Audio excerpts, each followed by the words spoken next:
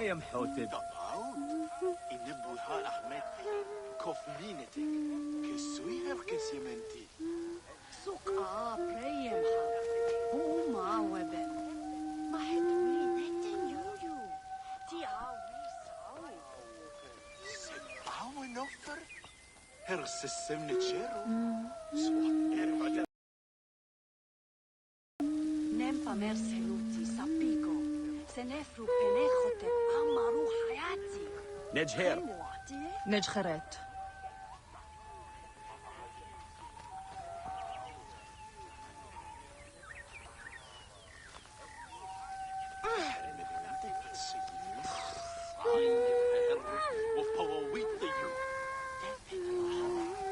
بتر مايو آمنس خوتب بشيت عبيو بحس عبيه حقار جسير خبري نجهر هريت عاد سبعة من الصائف خد ابن فير ورقة سقام بحرة المحراب جسير هم حروق يابو نبغى نسفر الهوا سقام جسير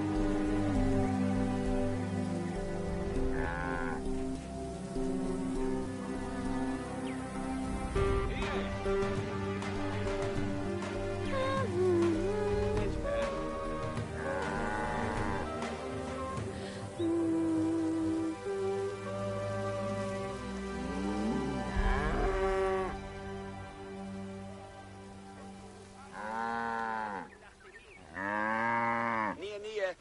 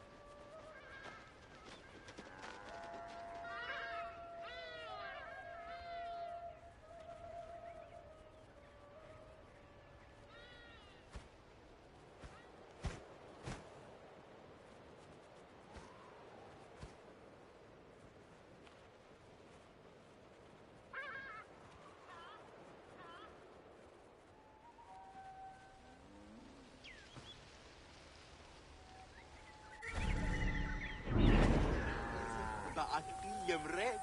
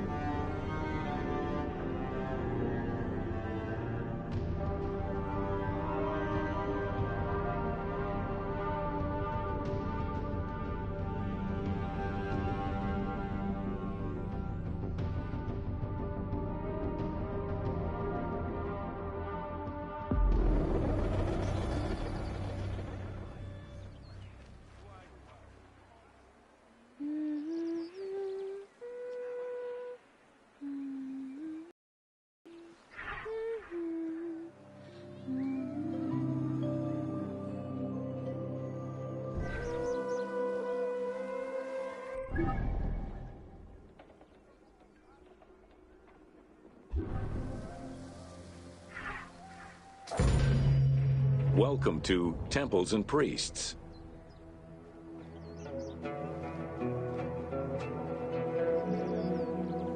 From its foundation, the city of Memphis favored worship of the god Ptah. The main temple of Ptah was known as Hutkaptah, meaning Palace of the Ka of Ptah.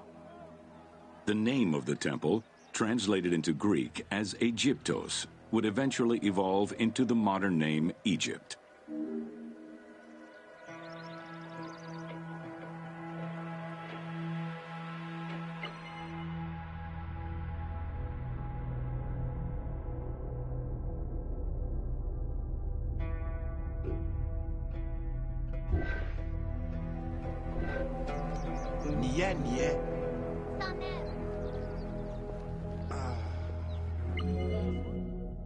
Temples were the center of religious, political, and economic life in ancient Egypt. These sacred places were viewed as the literal home of the gods and goddesses. As such, every aspect of them required care and reverence, all of which was accomplished through elaborate ritual.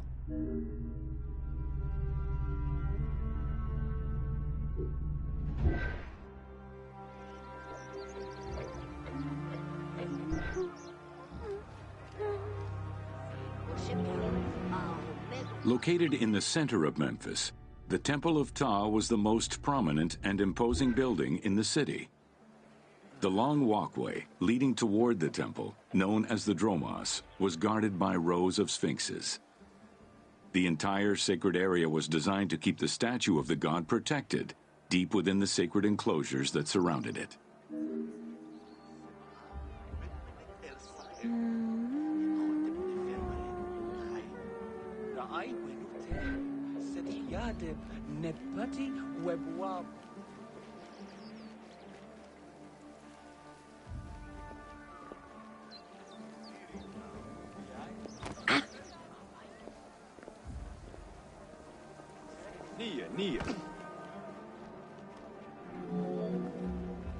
The Dromos opened into a courtyard, with the surrounding portico graced with columns carved to resemble palm trees. During special festivals, the general population was allowed to enter this location, but under no circumstances would they be allowed into the sacred spaces beyond.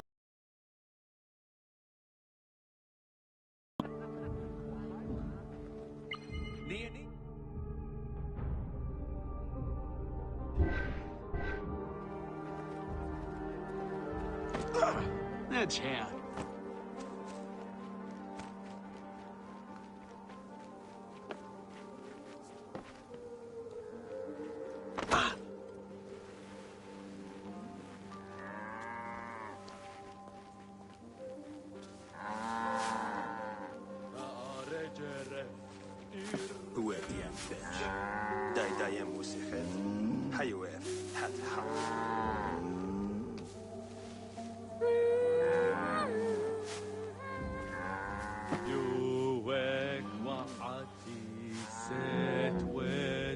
The Memphis Alabaster Sphinx was discovered in 1912, almost completely buried in water and sand.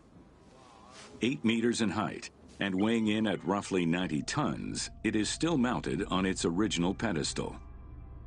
Though it is called the Alabaster Sphinx, it was in fact carved from common calcite rock, which is similar in appearance and texture to alabaster.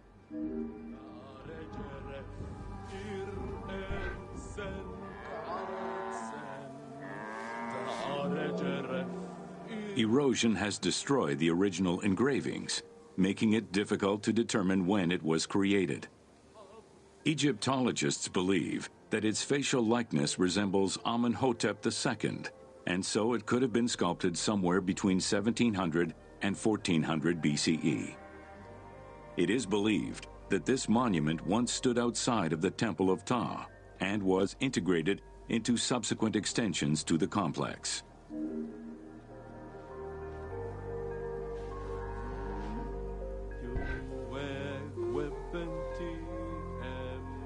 Sounds like bullshit. The size of the imposing sculpture reflects the importance it had to the temple during the New Kingdom. This Sphinx is one of the few remaining artifacts from the ruins of Memphis to survive.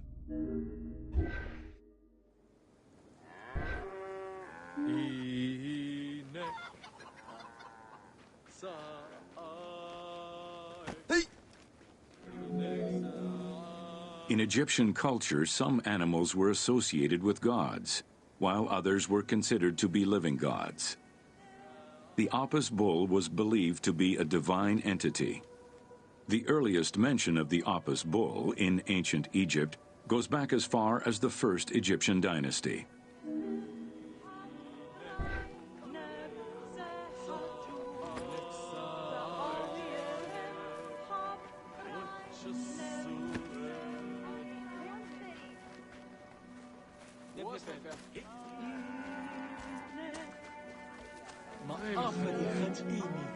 Originally the symbol of fertility, the Apis bull was linked to the god Ra, with the image of the sun carried between its horns. Later it was associated with Osiris, the ruler of the underworld, thus becoming the funerary divinity Osorapis. During the 18th dynasty in Memphis, the Apis bull's association with the city's deity earned it the title Herald of Ptah. The Apis bull was so revered that even Alexander the Great, upon his arrival in Memphis, gave honor to Apis.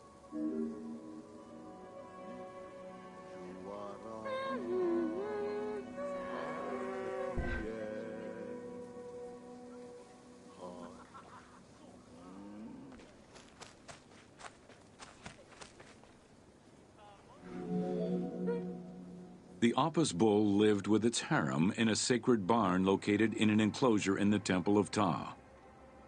Each bull bore 29 signs representative of its divinity. Among them, the bull had an eagle-shaped mark on its back, a double tail hair, and a scarab-shaped mark under the tongue.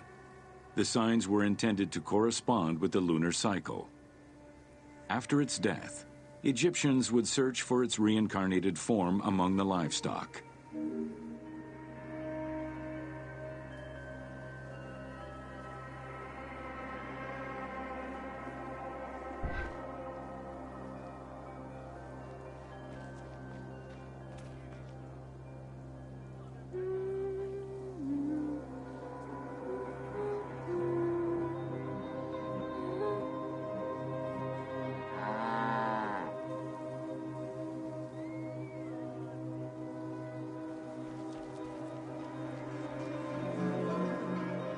Like other living divinities, the mortal incarnation of the Apis bull was prayed to, and when it died, it was given a luxurious funeral, which included mummification.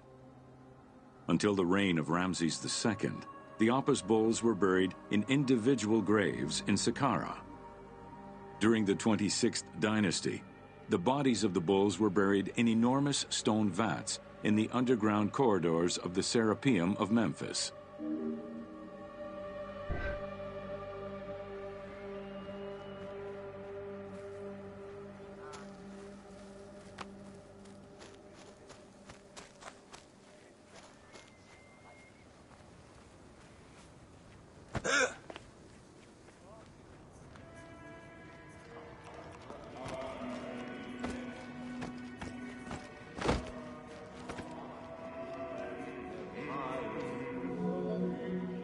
Ancient Egyptians believed that temple rituals were essential to maintain order in the cosmos and allow communication between humans and gods.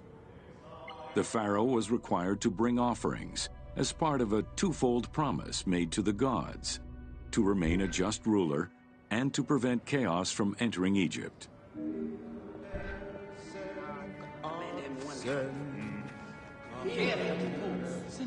Details of the ceremonies found on temple walls provide a thorough overview of the stages of the daily ritual.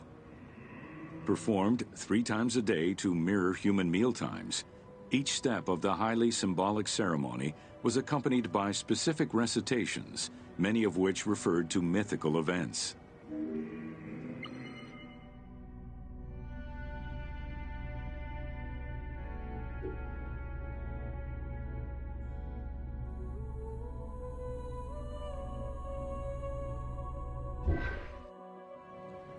ختم ست.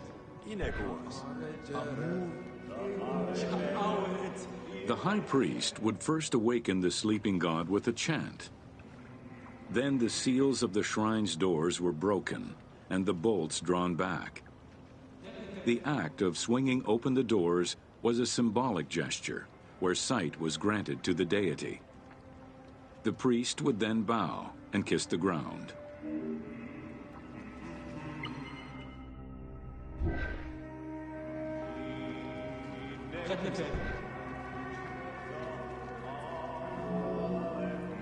The god was then washed with incense-infused water and its mouth rinsed with mineral salts. The cleansing was followed by adorning the statue with jewels and royal garments. The final ritual required the priest to sweep away any footprints in order to prevent evil from approaching the god.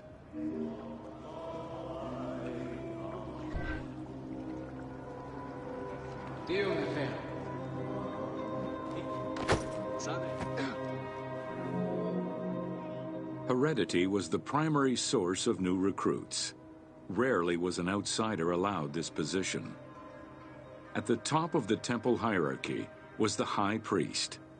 Each temple dedicated to a god had at least one high priest devoted to its care and service. During the Ptolemaic dynasty, one family held the position of high priest in Memphis for almost 300 years.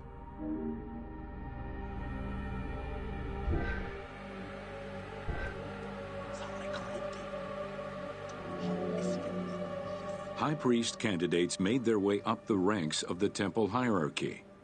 The one chosen to occupy the lofty position of high priest was usually confirmed by the pharaoh.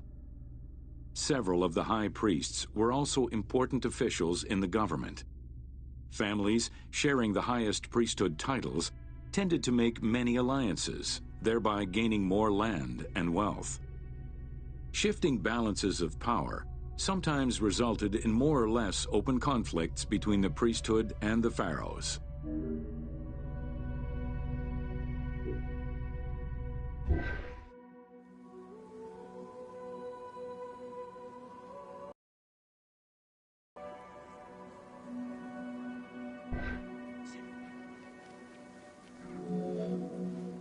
In the 21st dynasty, Thebes became the capital of an almost entirely theocratic government. The city was headed by king priests who spoke and governed in the name of the god Amun, in open opposition to the ruling pharaohs. These king priests caused a massive decentralization of power, known as the Third Intermediate Period.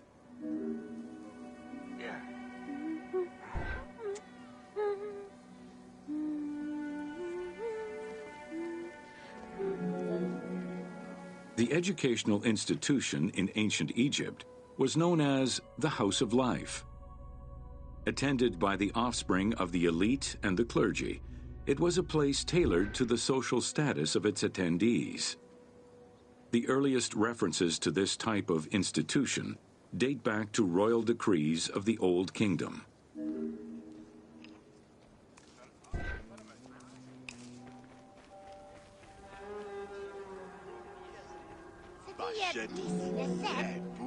Only two known centers have been uncovered, one in the abandoned city of Akhetaten and one at the temple of Ramses II on the west bank of Thebes. Inscriptions uncovered in those locations mention the names and titles of people who were connected with the House of Life, such as a chief physician and many scribes. It is presumed that by the late kingdom, every temple had a House of Life.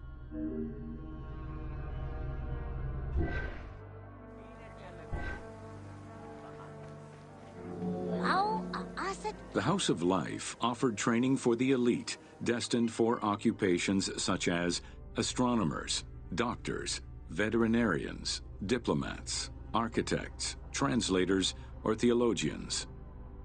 Some institutions focused on specific disciplines, making them a central hub for the country.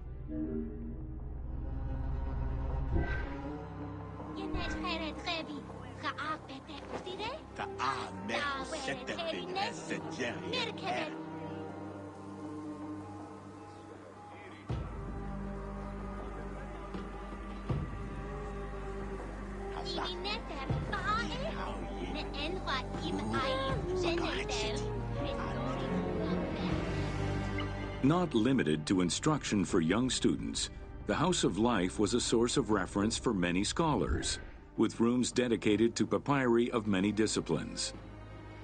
Because papyri were preserved there, the Greco-Romans referred to the House of Life as a library.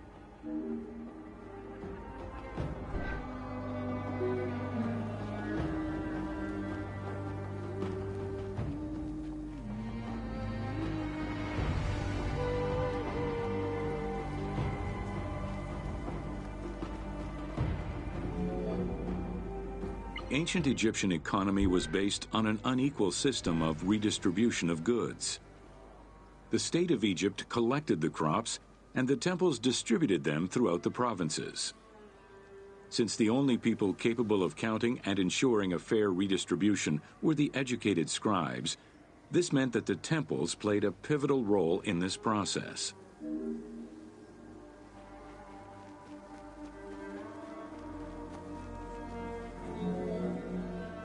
There are records of pharaohs making offerings of large tracts of land and animals to temples in order to maintain their favor. Ramses III offered generous gifts to the temple of Amun in Karnak in such a manner.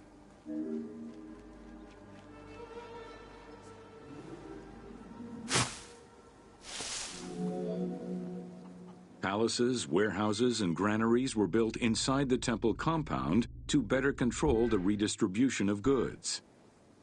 The size of the recorded numbers of goods, combined with every other function filled by temples, only serves to confirm their might as economic, religious, and political centers of power within Egypt.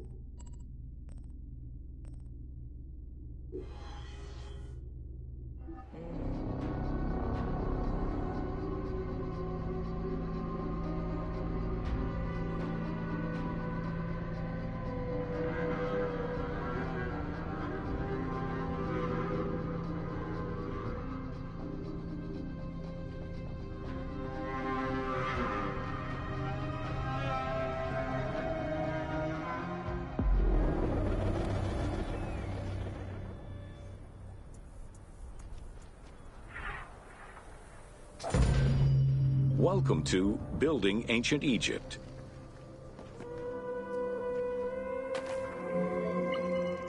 Constructed with bricks made of mud, most ancient Egyptian buildings were not permanent.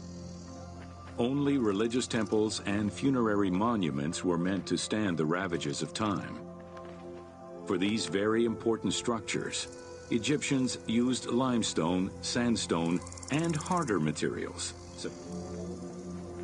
Limestone was common and easy to extract from quarries on the east bank of the Nile. This particular ancient Egyptians preferred to use sedimentary rock beds or layers like sandstone.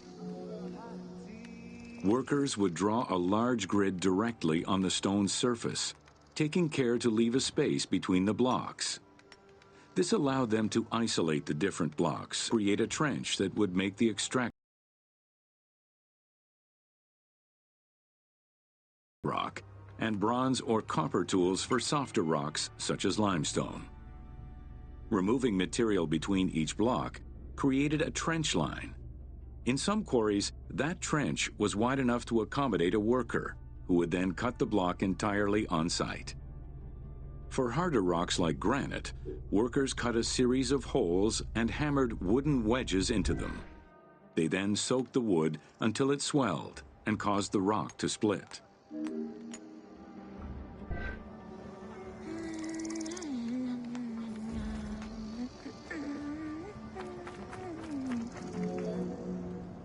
The gallery extraction technique was used when the desired rock was buried under layers of rubble.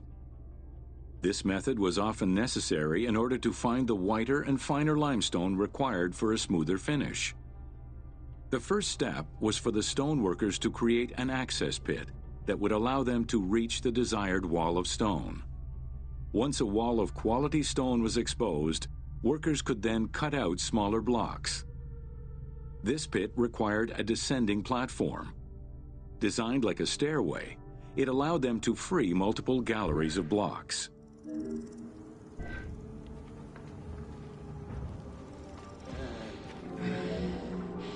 To cut the stone, they created a longitudinal kerf, or slit, and then cut the rock at a 90-degree angle. The lower side was determined along the geological layers or by using a horizontal cut. Wooden wedges were inserted in the rock and hammered in. Shock waves were then generated using hammers, fracturing the blocks at the seam. Huh?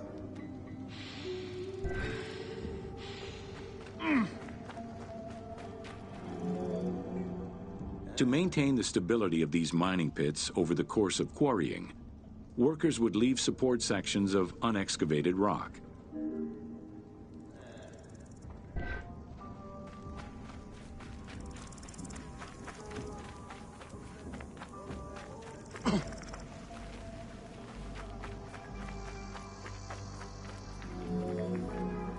In every quarry, to offer protection for the workers. In particular, Serket, the scorpion goddess, was considered a very powerful deity among quarry workers. Every mine and quarry of ancient Egypt included a scorpion charmer, who was said to use magical powers to ward off the dangerous insects and keep the workers safe.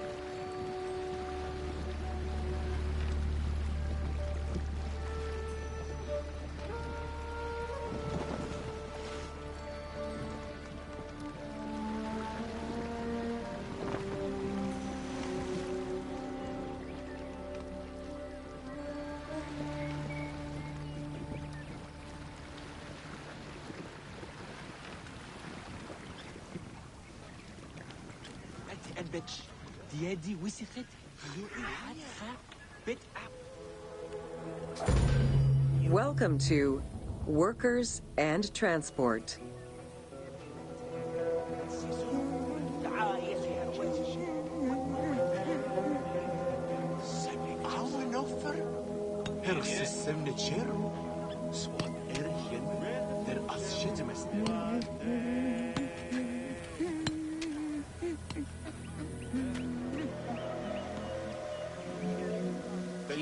Whether workers were employed for the pyramid construction or at the quarries, the government supplied food and housing. Workers for the pyramids and royal necropolises were housed in more permanent villages, such as the famous Deir el-Medina. Quarry workers had more temporary lodgings. All skill levels were needed and utilized, from basic work hands to prepare the gypsum, to brickmakers and sand carriers, to skilled stonemasons to shape the blocks.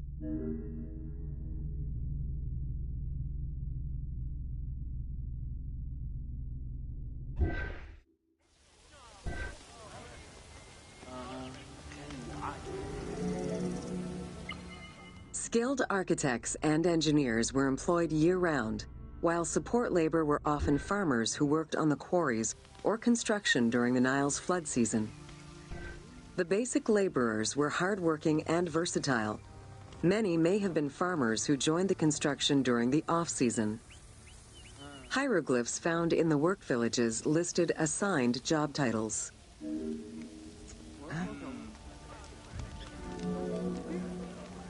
Archaeological research shows that no food was stored or prepared on site, but instead workers received abundant rations of bread, beer, and meat.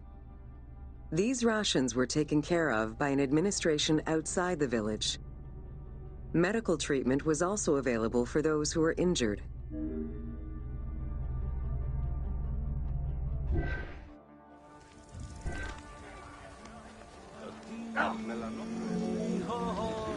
While some quarries were close to the Nile, others were located across the desert and required long expeditions.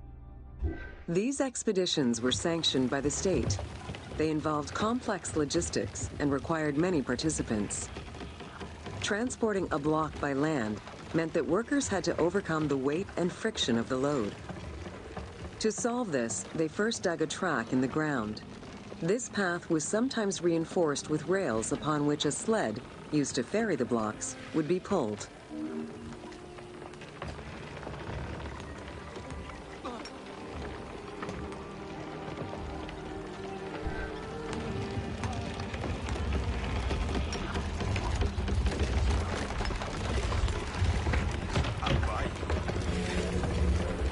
Whenever possible, blocks were toppled from a higher elevation onto the sled. Workers then poured water onto the clay at the front of the sled, creating a slick surface to more easily move the load. It wasn't until the New Kingdom that animals were used to tow the burden.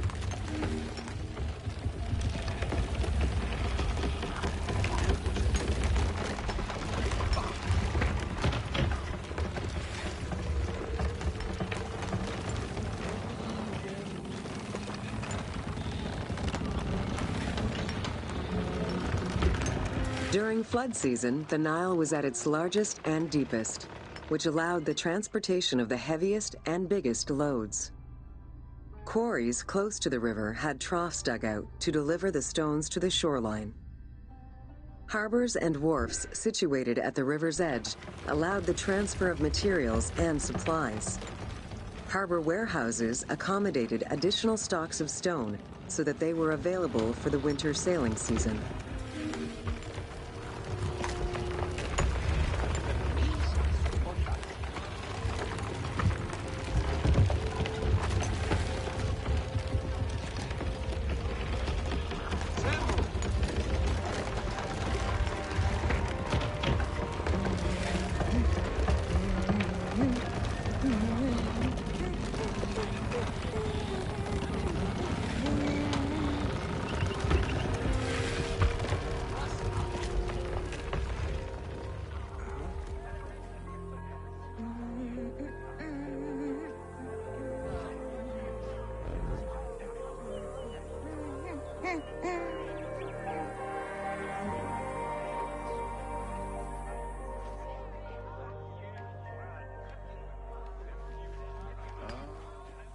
نجحر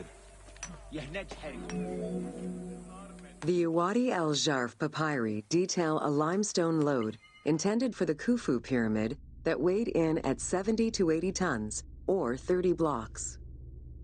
One papyrus is a fragment from a foreman's notes taken while working on the Great Pyramid. It details the transportation of limestone blocks from the Tura quarries to the construction site of the pyramid. The other papyri are shipping logs containing archives of the sailors assigned to sail the Red Sea and the Nile.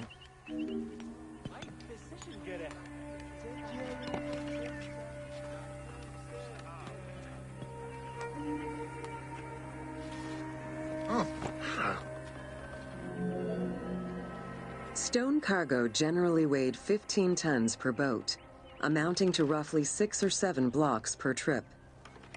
For heavier loads such as obelisks, monolithic pillars, or gigantic statues, larger boats were used. These transports are the ones typically showcased on temple walls.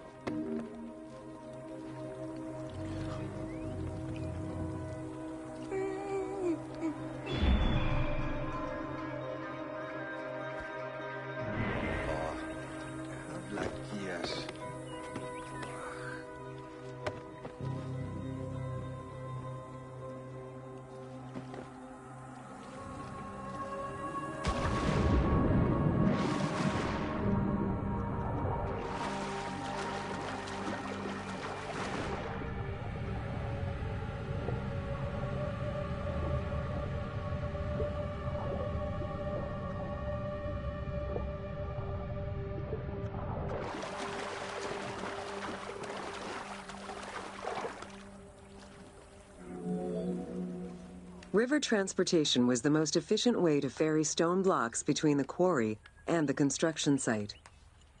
Blocks were transported by flotillas of several types of boats. The most detailed illustration of transport by river is a relief of Queen Hatshepsut's barge with an accompanying flotilla.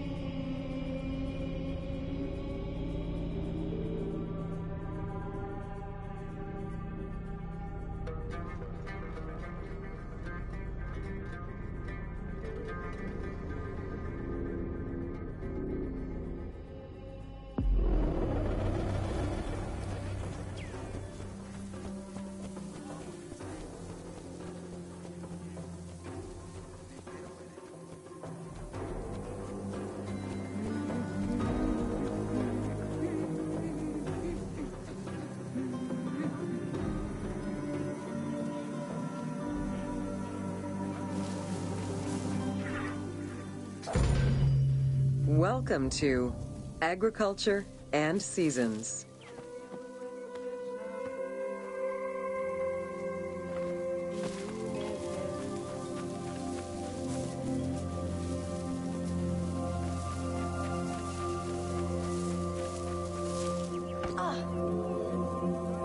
While crops were cultivated in different oases around the desert, most of the arable lands were near the Nile. Two types of cereal grain were cultivated, barley and an ancient wheat known as emmer. These two key ingredients contributed in establishing bread and beer as the staple of the Egyptian diet and the basis of its economy.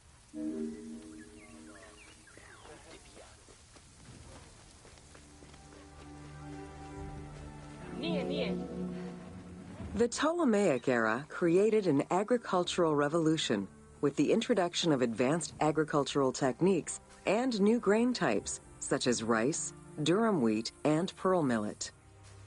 The resulting agricultural mass production greatly increased the economy of ancient Egypt. It also prompted the development of storage and transportation, allowing long-distance trade with other regions.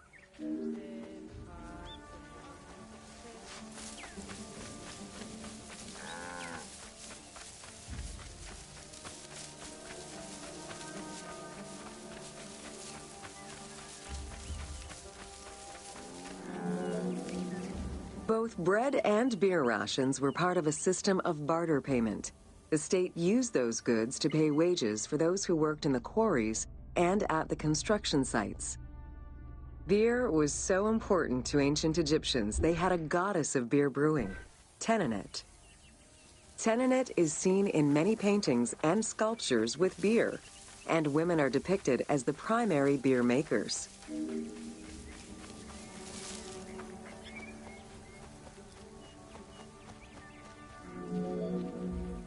In order to increase agricultural production, fertile land was divided into plots and large agricultural villages were encouraged. The state and temples were the biggest landowners. Depending on the region, fertile land was managed by civil servants or rented to individuals. Ancient Egyptians relied on rudimentary tools for land cultivation. Soil was broken down with hoes, and wing plows were used to make furrows.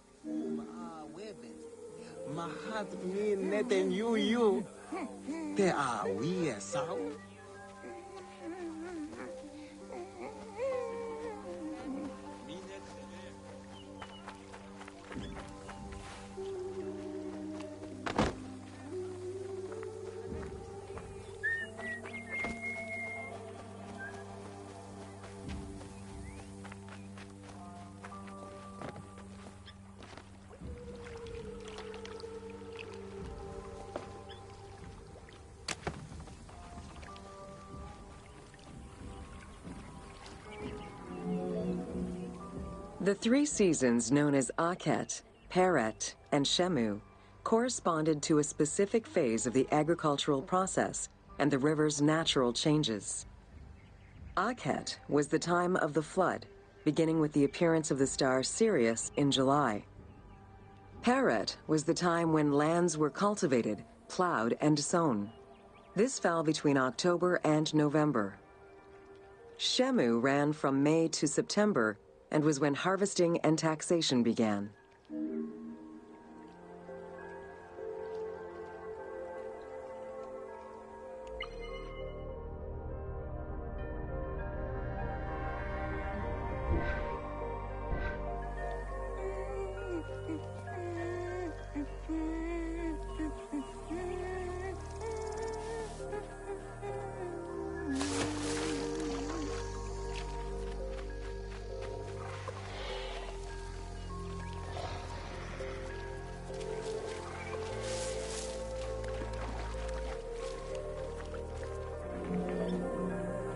The pharaoh's duty was to uphold order against chaos and provide for his people.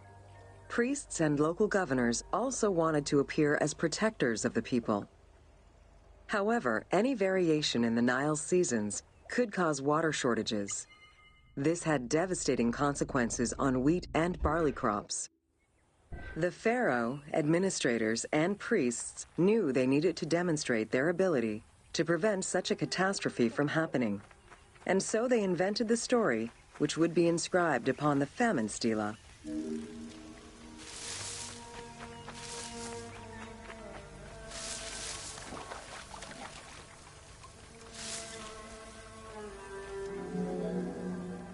The story begins with the pharaoh worried for his people.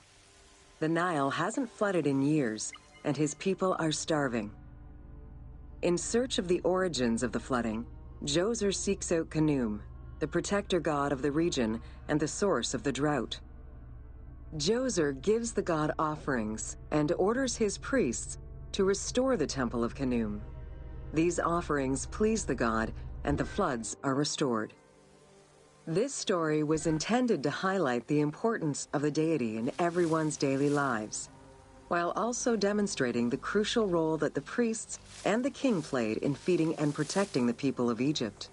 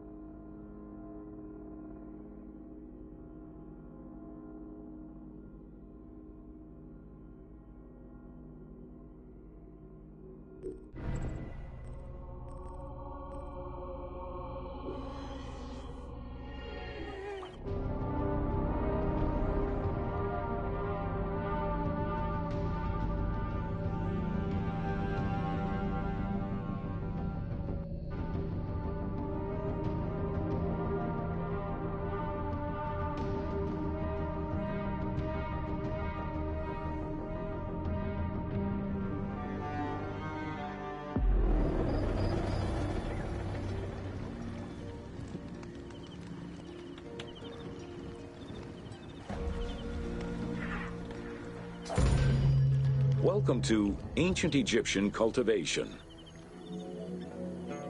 The new grain types of the Ptolemaic period required a great deal of water. Farmers needed to ensure they had effective, consistent irrigation. The Nile's rising and receding waters naturally irrigated most of the crops. Areas where the Nile didn't reach, such as gardens and vegetable plots, required an irrigation tool known as the shadoof. The shadoof allowed easy transport of water from its source. It consisted of a tall wooden frame with a long pivoting pole and suspended bucket. The system could be raised and lowered with little effort.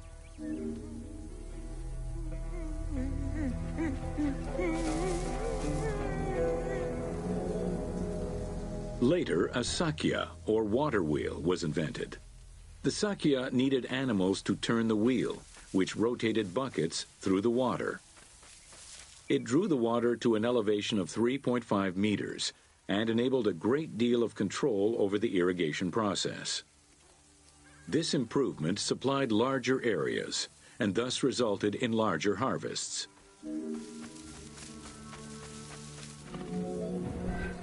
The threshing process separated the grain from its husk. Workers would spread the ears on clean ground. Oxen, cows, or donkeys were then guided back and forth to trample the grain. This continuous movement worked the grain loose while preventing the animals from eating it. Unwanted chaff and straw were swept away, or gathered and added to the mud used to make bricks, to make them stronger. Winnowing was the stage where workers used wooden scoops to throw ears in the air. The wind carried off the chaff, leaving the heavier seeds to fall to the ground. This action was repeated until the undesired materials were sifted out. Grain waste was mixed with manure or other organic substances to produce brick-shaped dung loaves that could be easily burned. A standardized brick size enabled Egyptians to mass produce this byproduct and use it as a commodity.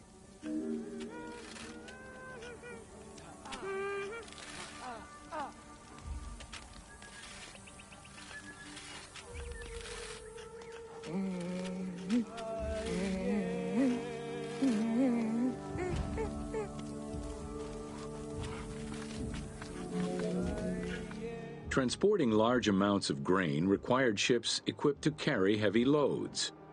These goods were moved during the Nile's flooding season, when the river was deep enough for large ships. The transports stopped at checkpoints to accommodate customs and police controls, as well as for technical requirements and weather conditions.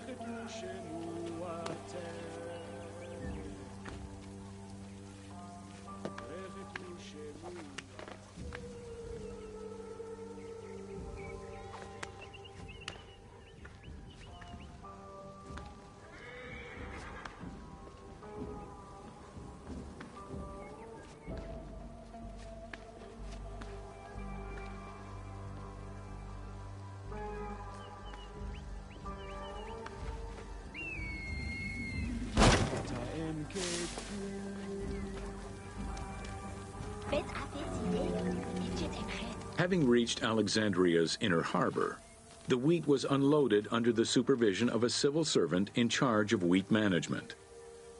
Portions were distributed to Alexandria's city market, and the remaining stockpile was either exported or stored in warehouses.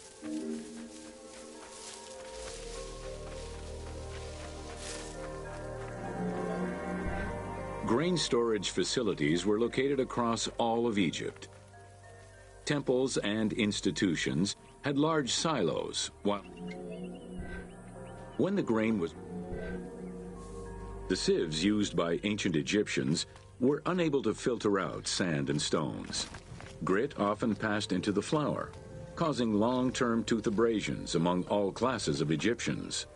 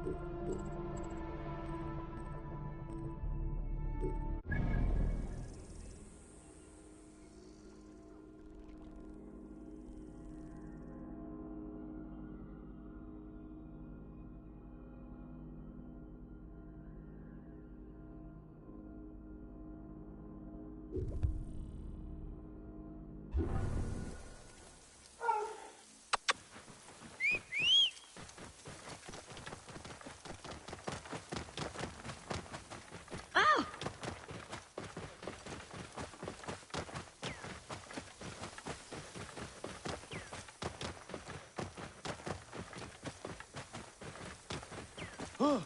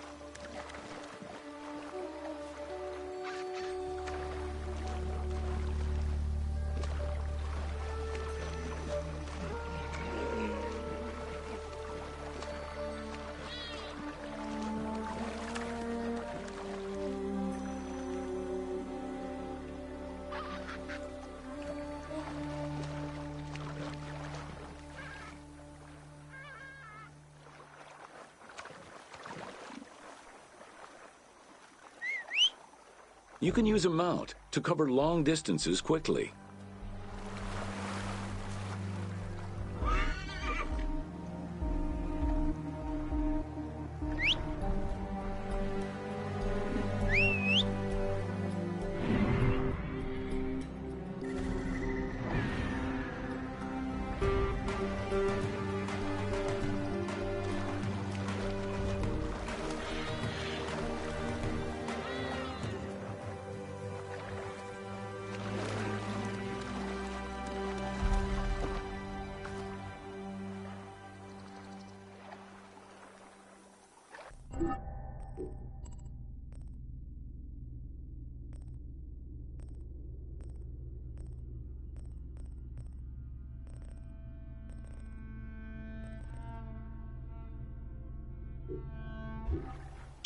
Hey!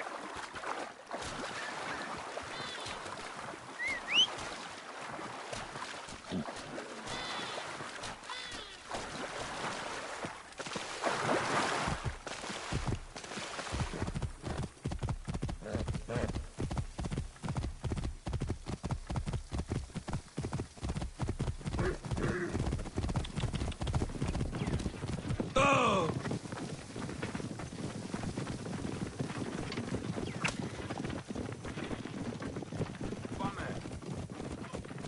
Hey!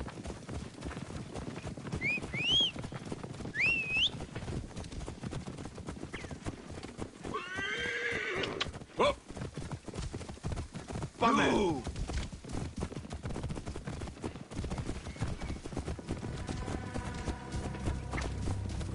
Yeah! Oh! Whoop!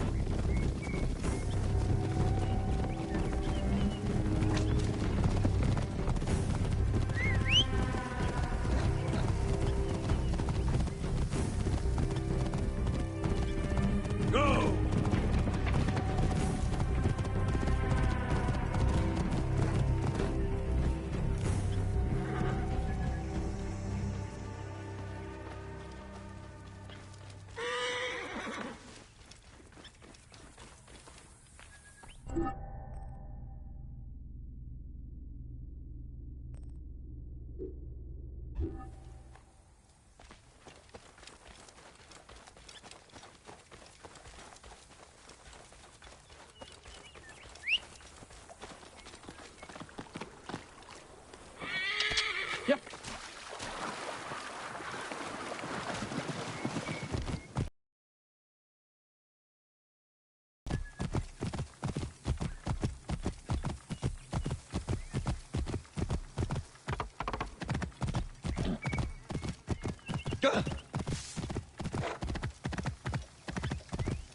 Whoa, whoa.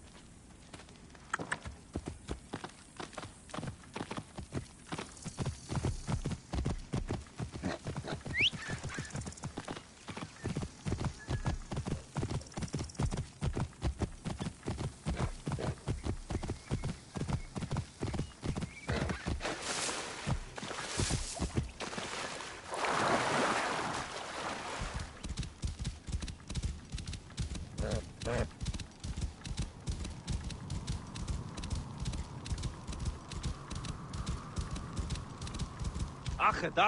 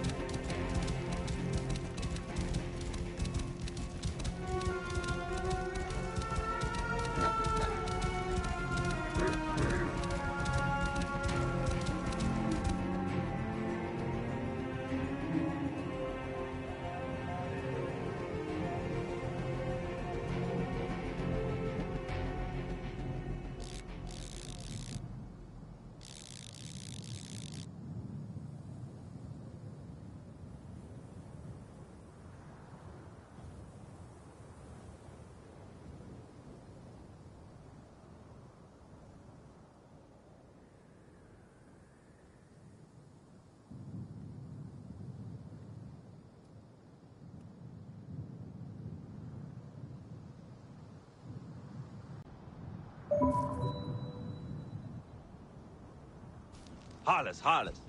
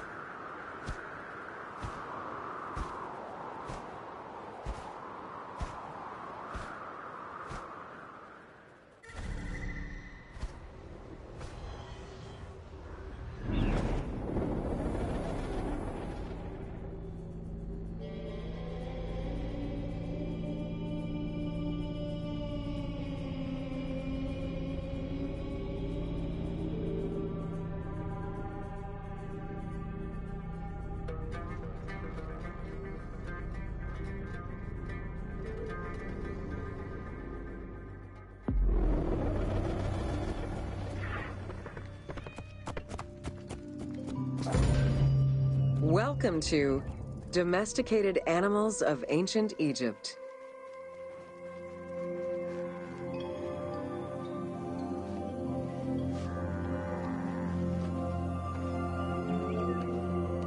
Agriculture and domesticated livestock were introduced 6,000 years ago.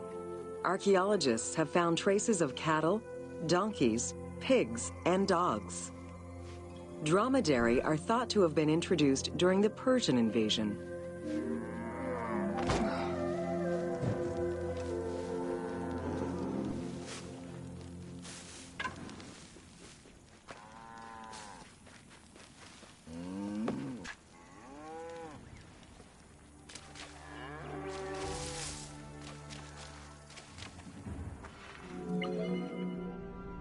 Pets were deeply cherished in ancient Egypt.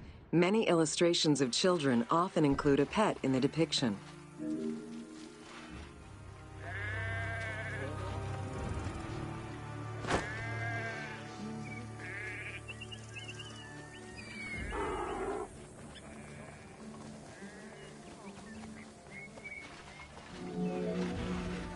One of ancient Egypt's most iconic animals, the cat, wasn't adopted into their daily life until the Middle Kingdom. Since they were so highly capable of killing snakes and rodents, cats were present throughout every period. However, they only became pets sometime during the Middle Kingdom. Prince Thutmose, son of Amenhotep III, had his cat Tamu laid to rest in its own sarcophagi.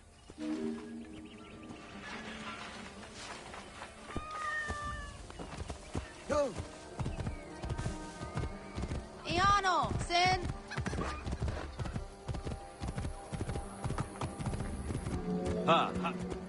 The earliest reference to dogs dates back to 5000 BCE. They were popular pets as they helped hunters and protected herds. They were closely linked to Anubis, the jackal-headed god. Baboons, monkeys, and even falcons were tamed as pets. Each was mummified and buried with as much ceremony as any family member.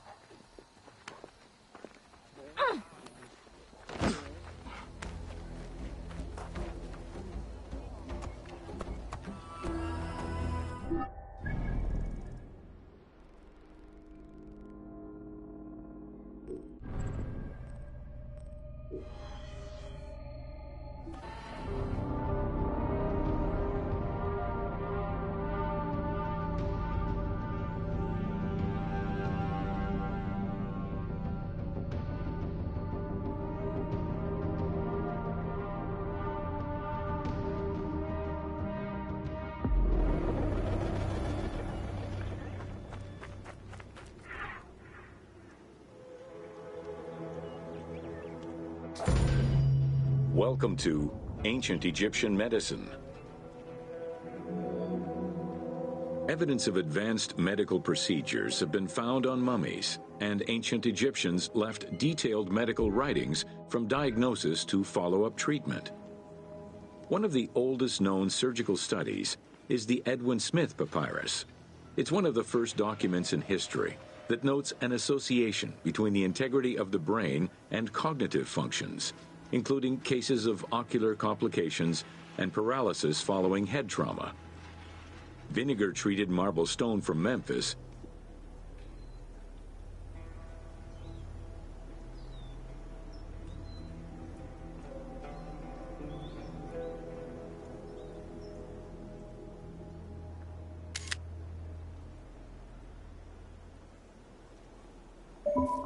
was used as an anesthetic.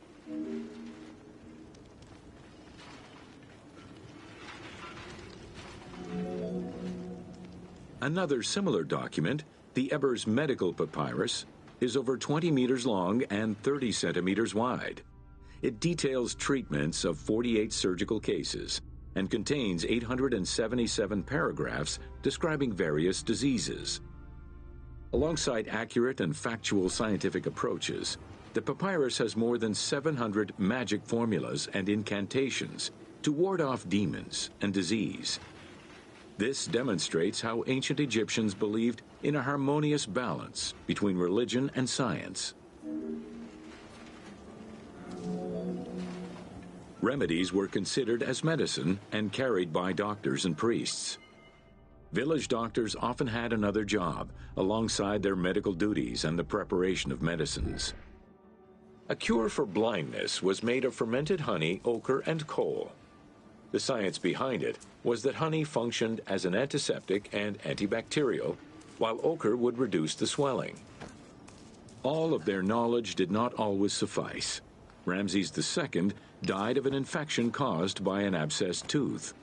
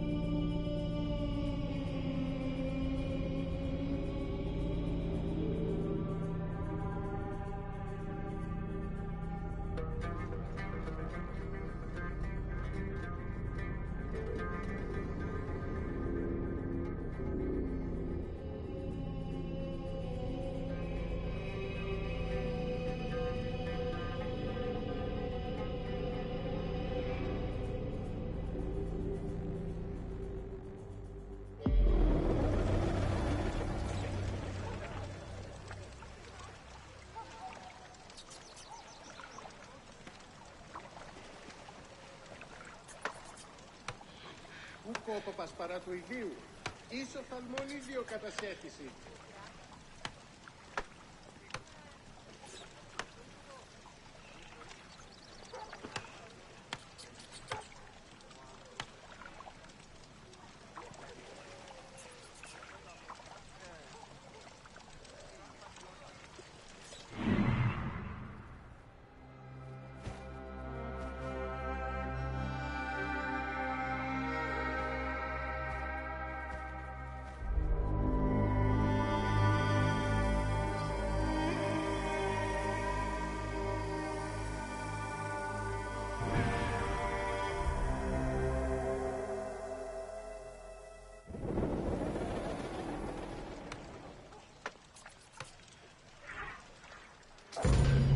Welcome to Leather and Linen in Ancient Egypt. سأبكي النوم لكنه والرياح والخل Tanning, a process which dates from prehistoric times, was present although not highly valued in Egypt due to the heat. Leather was reserved mainly for things such as sandals, leather bags, dagger sheaths, quivers, and other similar items. Leopard hides, unlike regular leather, were highly valued and usually worn by priests.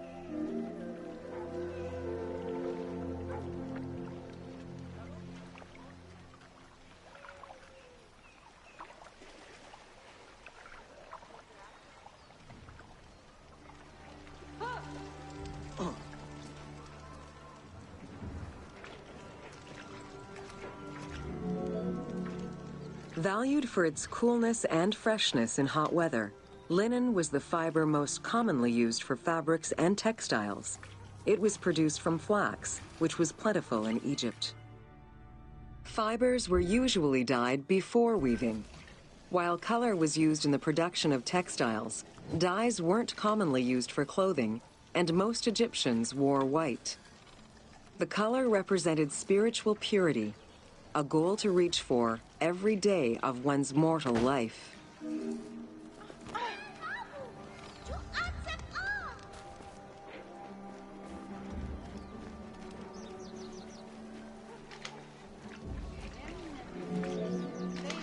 Various shades were achieved using woad, a dye produced from the leaves of Isotis tinctoria. The plant was cultivated for this purpose within the Nile Delta and allowed for the creation of various colors.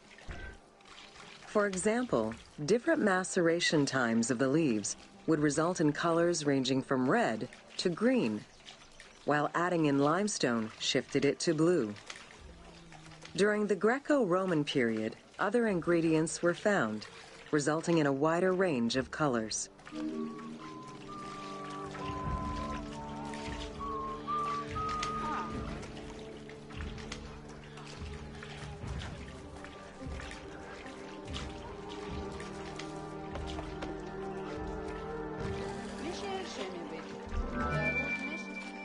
This area's style is strongly influenced by the dye baths and tanneries of modern-day Fes in Morocco. This helped Ubisoft envision what such locations might have been like in ancient Egypt. While this tannery is within the city walls, back then they were often found outside the city boundaries. The tanner's trade was considered off-putting by the Greeks, as all these operations resulted in noxious smells.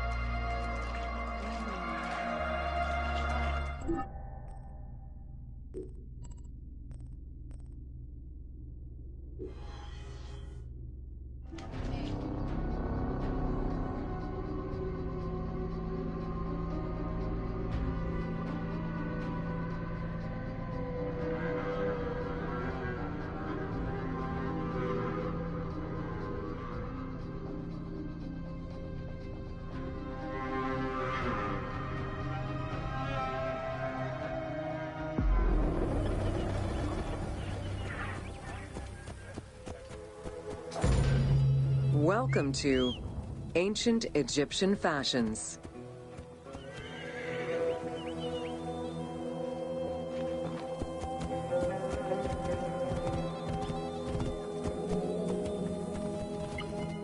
Learning what life was like for ancient Egyptians presents many differences, and yet also surprising similarities to how people might live today.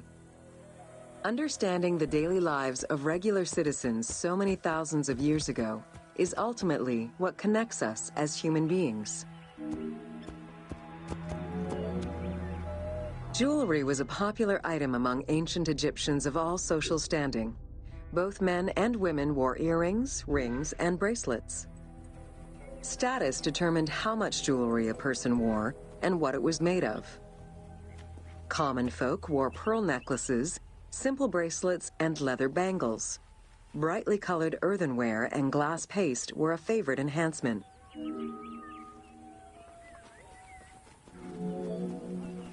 The jewelry of the elite was made from gold, silver, and other precious stones. Because gold never lost its shine, it was considered akin to the flesh of the gods. Wide jeweled collars were a favorite. Made with rows of beads formed into patterns of animals or flowers, the soft chiming sounds they made were thought to appease the gods.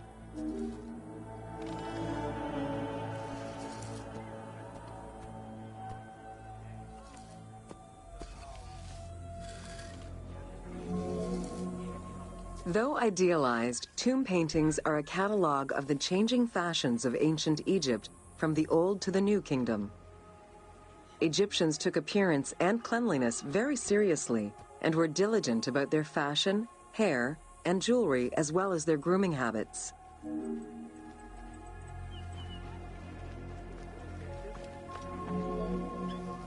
The fabric of ancient Egyptian clothing was almost entirely made from various grades of linen.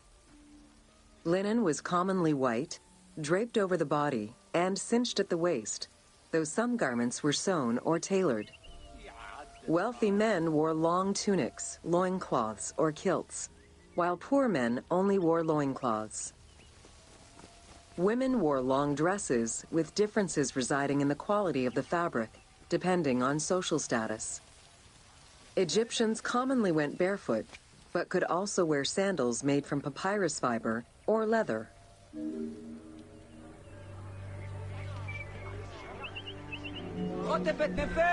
Cosmetics, including concoctions to prevent body odor and bad breath, were an integral part of everyday life for Egyptians.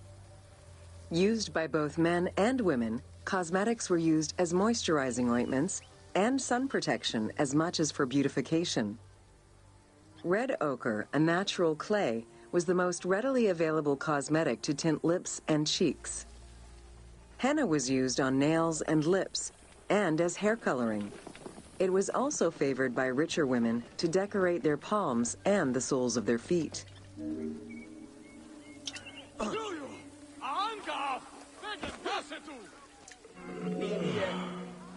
Egyptians believed kohl had magical powers, wearing it as black eyeliner to protect their eyes from the sun and to prevent eye infections from particles in the flooded Nile River.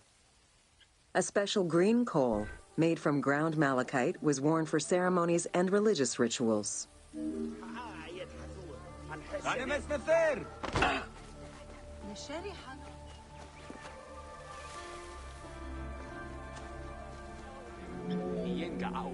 Women and teenage girls wore their hair long and often braided. Wealthier women included carved combs or hairpins. The length of men's hair rarely dropped past the shoulders. They were mostly clean-shaven during the dynastic.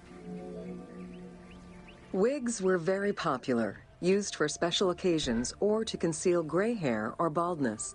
They were fastened in place with bees. Prepubescent children generally had their heads shaved. Young girls kept some strands intact, while young boys had a braid worn on the side.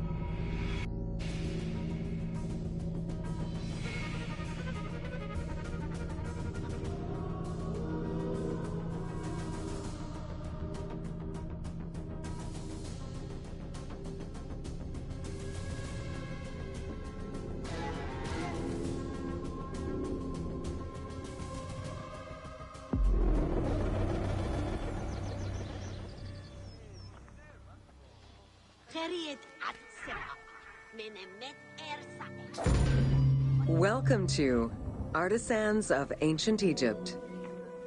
It was under the watchful eye of Ptah of Memphis, the god of craft and architecture, that ancient Egyptians developed the unique rendition of the world they lived in. However, it is vital to understand that their view of art, and those who created it, was likely very dissimilar to the modern concept of the word. Instead of artists, the creative culture had skilled and respected artisans. The most significant categories of specialties for crafters were drawing, painting, sculpture, and metalworking.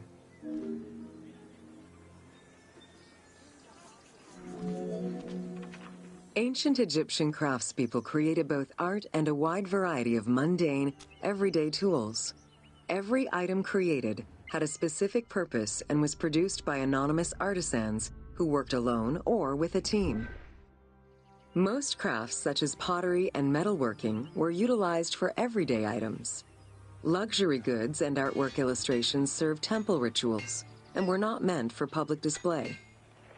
Artisans rarely signed their names to the work, though they were clearly aware that they possessed a unique skill and talent for the task.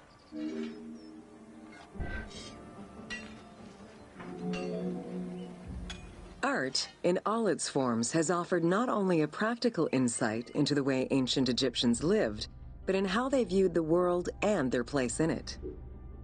The balance of order and chaos was crucial in both the physical and the metaphysical universes.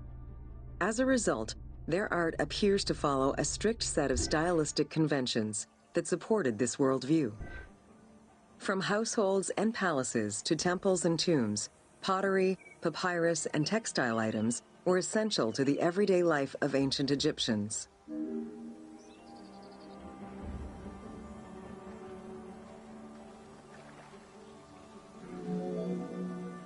In ancient Egyptian culture, drawing was used as illustration, such as seen in the Book of the Dead.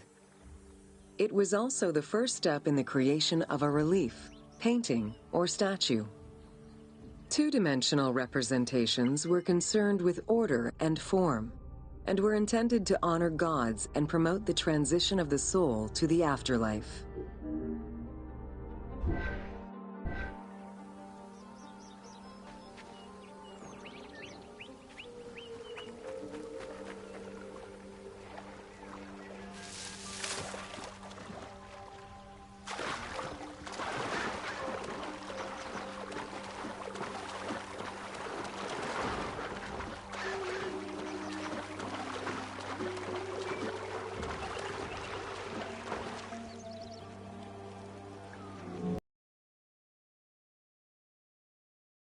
Concerned with the depiction of the human form's inner self.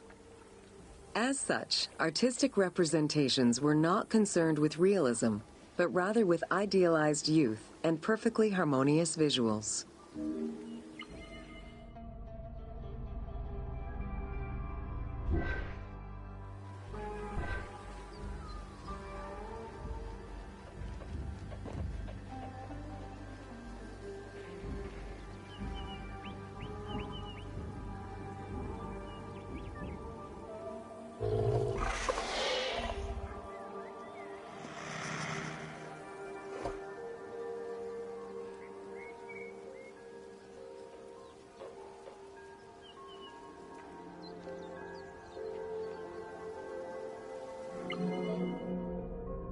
An exception to this were scenes depicting hunting and battle, where the environment and enemies moved in lively, even chaotic ways.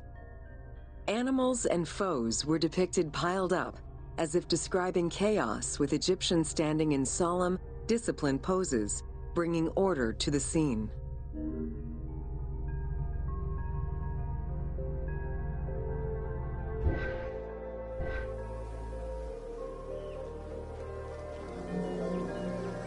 Reliefs could be either in high relief or low relief. Either method required a surface suited to the desired technique. Preparation of the surfaces differed depending on the quality of the rock. A quarried block only needed a simple smoothing.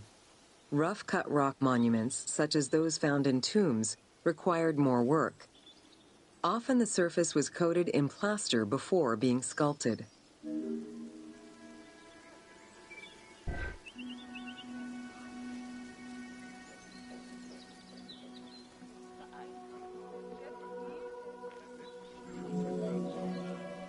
For reliefs, preliminary sketches were drawn in red, then framed with a red grid to position the elements of the scenes. Corrected statues were believed to be vessels for the souls of the deceased. In ancient Egypt, at the domestic level, most Egyptians were craftspeople to a greater or lesser extent. The ability to repair tools was a daily necessity. Crafted everyday items could also be bartered for at the local market. Artisans with skills but lacking in resources worked at large estates, where the elite provided them with space to work and an ancient text known as the Satires of Trades has a number of descriptive summaries that offer teasing glimpses into how artisans were perceived. A coppersmith was said to stink and have fingers that resembled crocodile droppings, while potters were said to be like those who lived in bogs. This view was likely exaggerated in order to highlight the most enviable position of all, that of the scribe.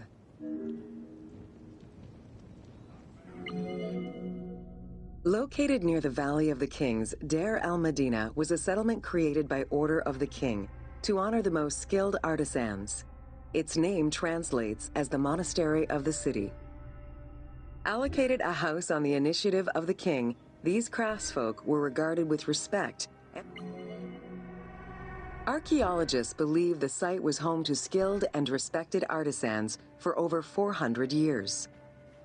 It is considered one of the most important discoveries relating to Egyptian daily life.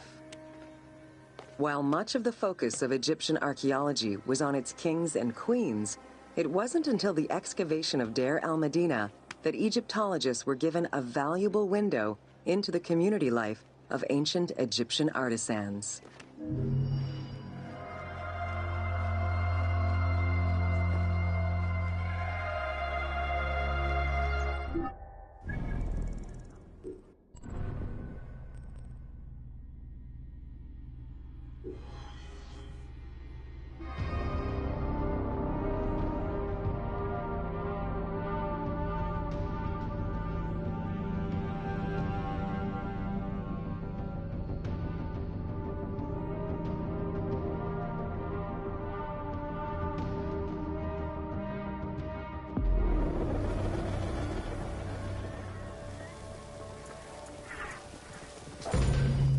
Welcome to Excavations all over Egypt have uncovered enormous quantities of pottery vessels of all shapes.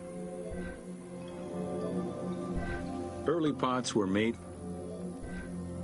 The potter's wheel was utilized during the old quartzite particle. Potsherds could be found anywhere and were the most common canvas for writing or drawing, in comparison to the more expensive papyrus sheets. Named after their Greek description, ostraca contained daily life records, letters, or could be drawn upon. Artists drew sketches for temples and tombs, or simply for leisure.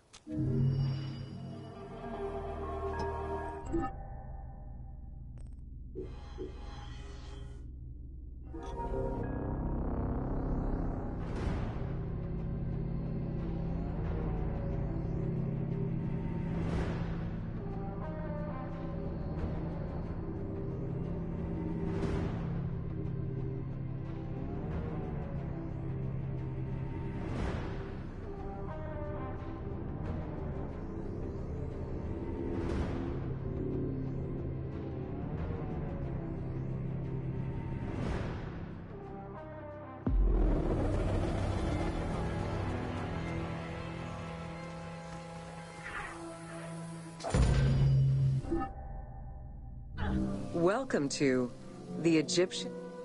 In pre-Greco-Roman culture, women were considered equal to men in many matters.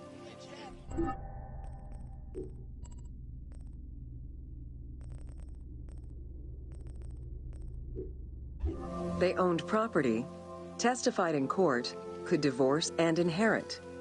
Until the Greeks and Romans restricted their rights, Egyptian women could take over their deceased husband's trade. Marriage contracts included mentions of allowances and items of value brought to the marriage by the woman, which would forever belong to her.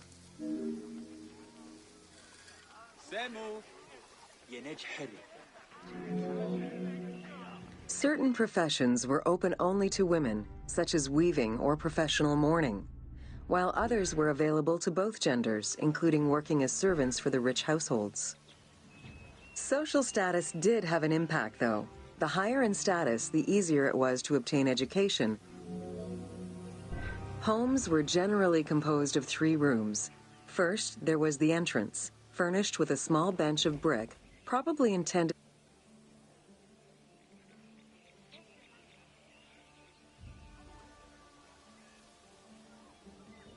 for a statue and protective divinity. Then there was the ceremony. Marriages were a social contract rather than a religious construct. Family was vitally important to ancient Egyptians, and children were considered a blessing from the gods. The father, mother, and their children were the nucleus of the family. Status and wealth played a large role in the style and size of ancient Egyptian homes.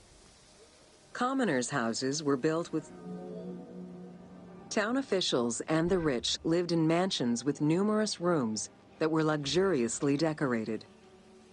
Only temples and tombs meant to last for all eternity were built with stone.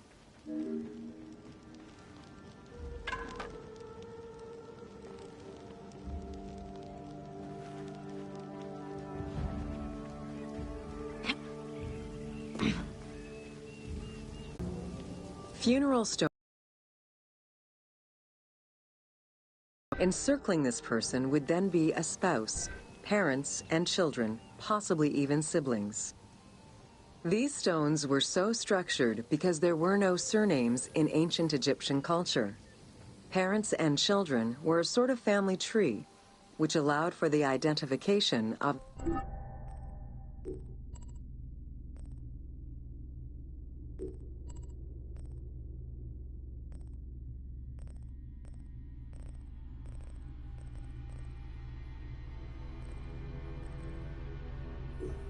deceased.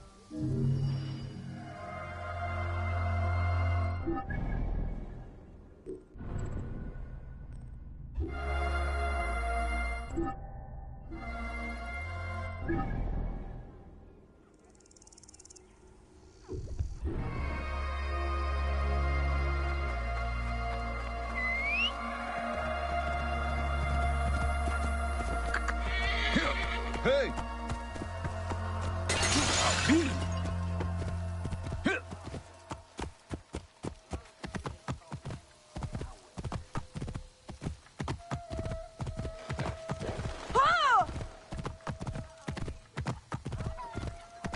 Whoa! Yeah!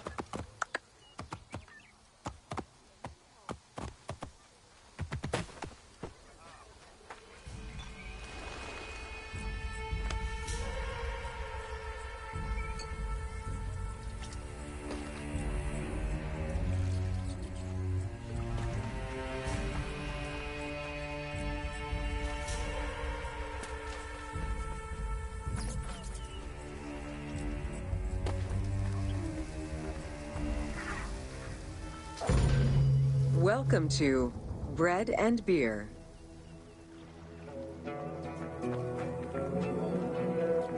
While the Mesopotamians invented beer, including using a straw to avoid the sediments and herbs, ancient Egyptians perfected the brewing method.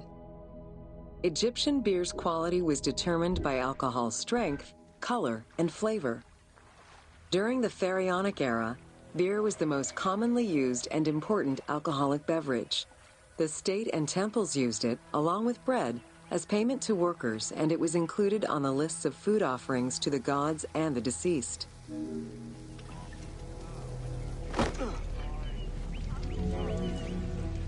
Beer was the popular drink of ceremonies and festivals. The Festival of Drunkenness was even dedicated to it. Considered to be quite nutritional, beer was also significant in the day-to-day lives of ancient Egyptians. Egyptian adults and children consumed beer with all of their meals, and medical texts include hundreds of remedies that contain beer. It remained the most popular alcoholic beverage until the Roman era.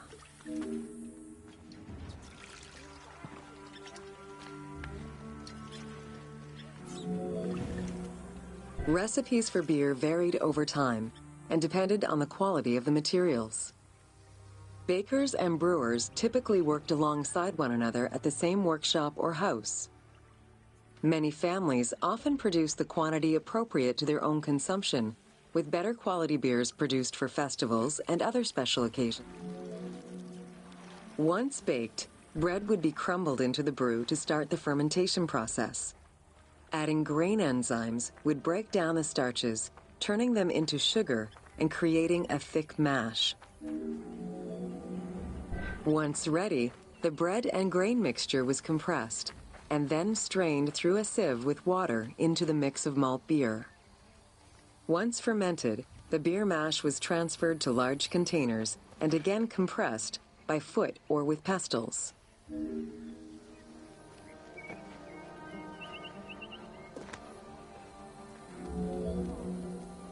Once smooth, the beer was stored in pottery jars and sealed with a clay stopper.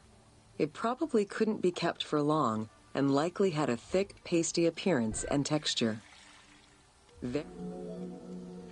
While there are many ancient accounts for making bread, most of the knowledge known about ancient Egyptian brewing comes from an account by the alchemist Zosimus over 300 years after Cleopatra's reign.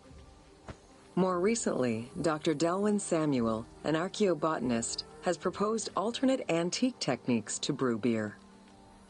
However, experts are unable to replicate an authentic beer since not all of the techniques and ingredients used by ancient Egyptians are known yet.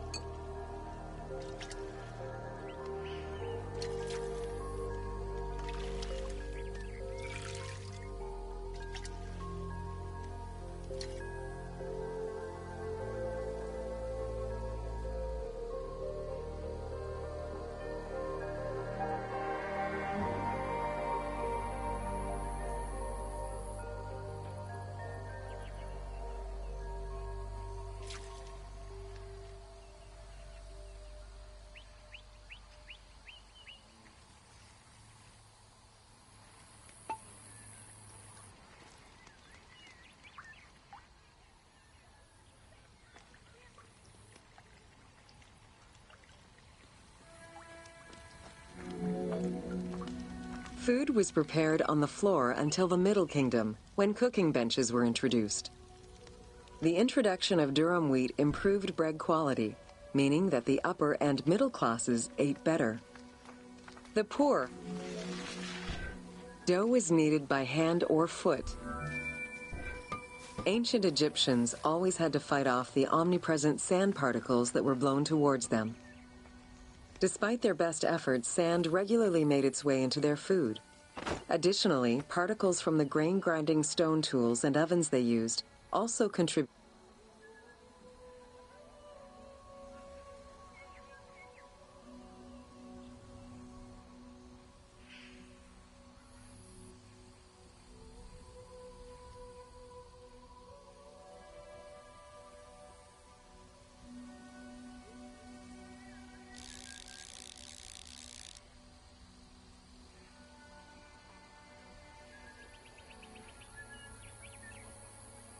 To attrition and prematurely worn teeth. The team tried to portray this through toothache animations and commoners sweeping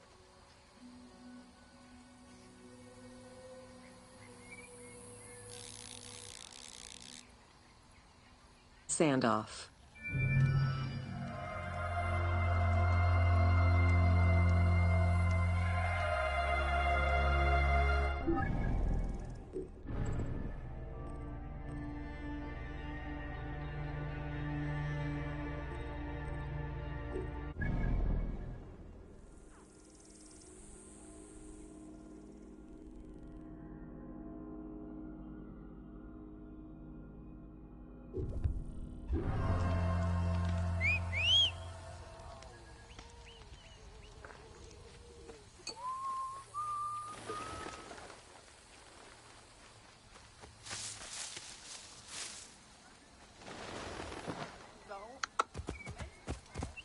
Hey! Here!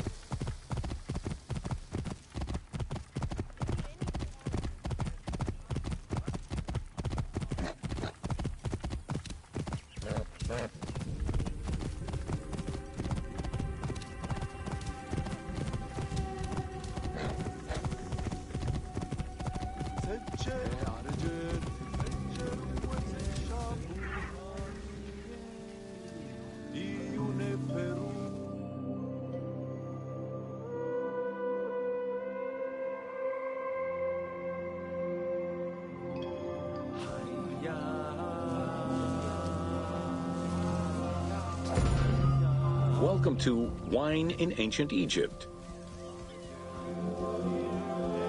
When the god Horus lost his eye in a war with Seth, the ancient Egyptians believed the eye turned into a vine, and the vine's tears became wine. Early texts, dating back to 3150 BCE, contain the hieroglyph for vine. Regarded as extremely valuable, wine was highly sought out. A millennia-old tradition. Grape cultivation and wine production was regimented in the way typical of ancient Egyptian bureaucracy. Egyptians kept careful records of winemakers, which they clearly identified on labels. Every landowner with a modicum of self-respect usually kept a vineyard. This held particularly true in the regions of the Fayum and the Nile Delta.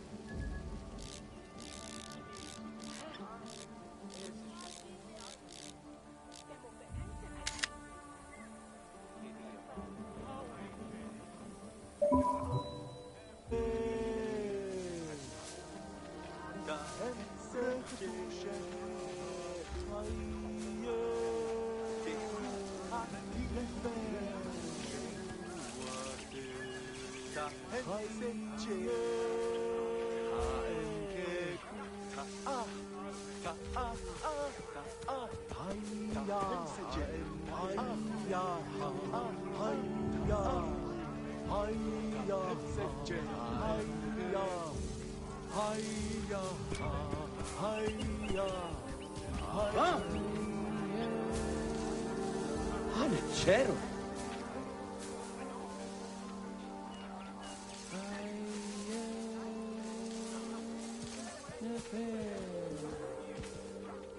Ire, Tioger.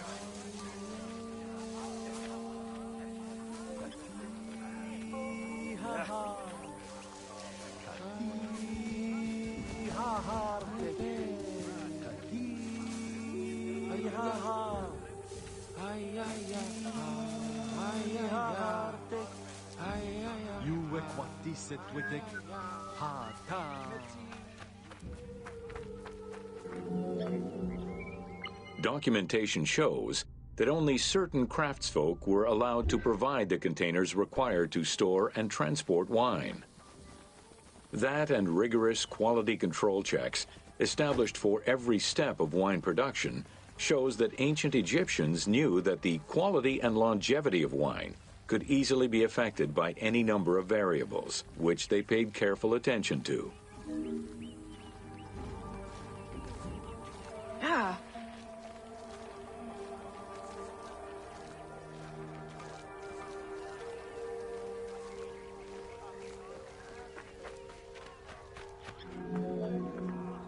Egyptians had different kinds of wines, most of which ranged in quality from good to very good.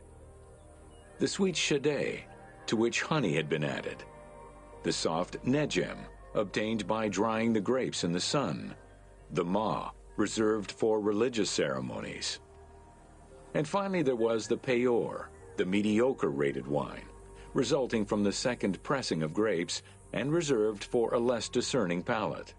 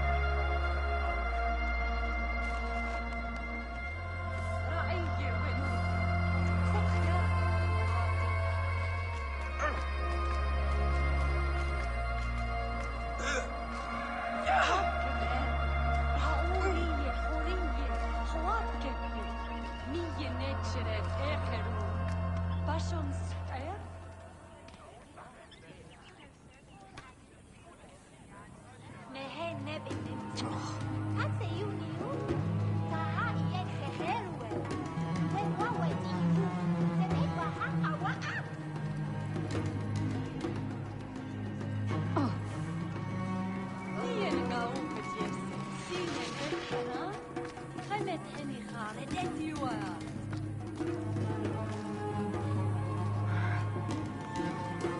بقاها جنسيتي أتاهن هبي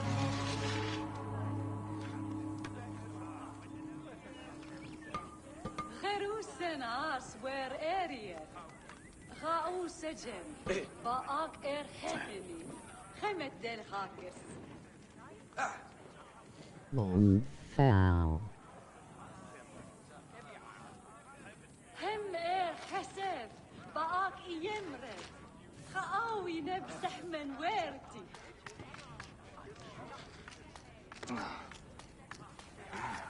Njemir. تعال مريبة ذات جنتا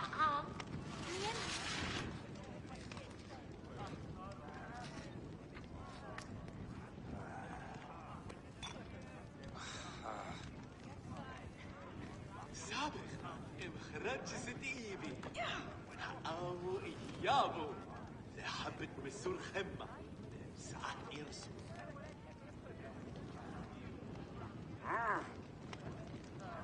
يا مخمخين وهي بشتيو انت موت سنفي بعين الجمدو عن يوم أمر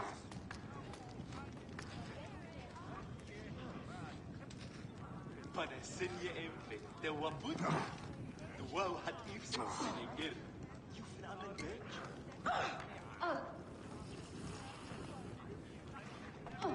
Khadi famont nesorisu. Saef shum hiu. Dimuya shawad. Ha musisakhed.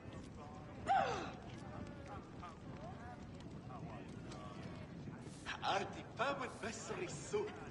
صايف جميل هم يشعوهد أروزهد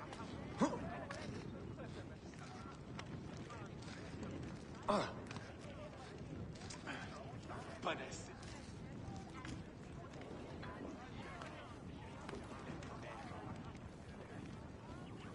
Hey, di practice?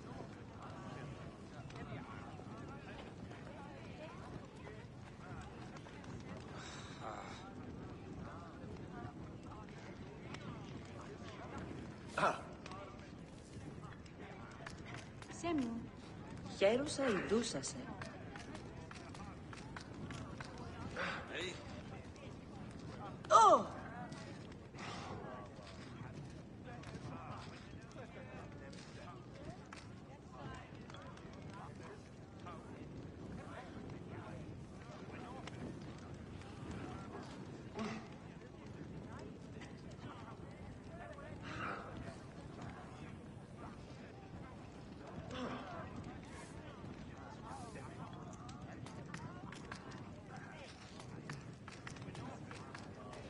أرتي فامن بسري السوق صايف جميل هم يشعوهد أروزهد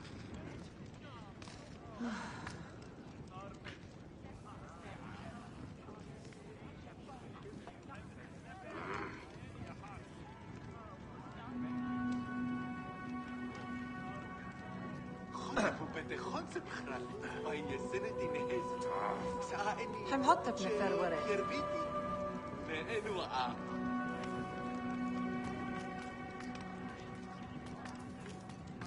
hem hotjes ne ver wara.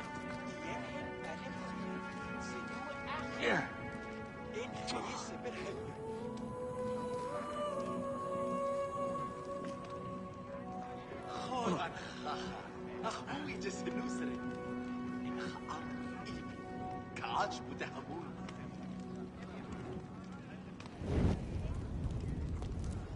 Lieder geneer.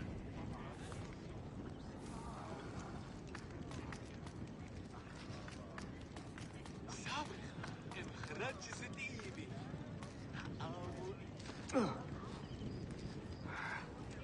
Hier.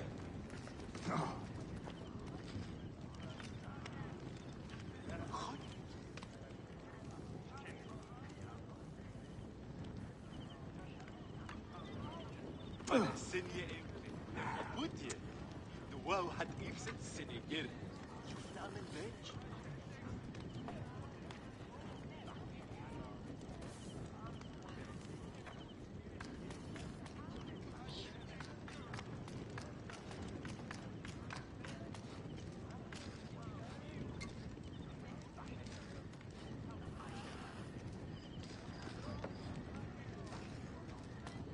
خاتي باموت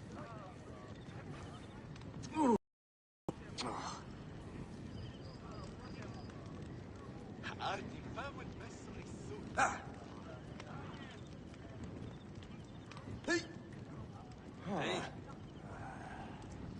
خور الخاخا أخوي جسنوسري إن خاء كعاش متهم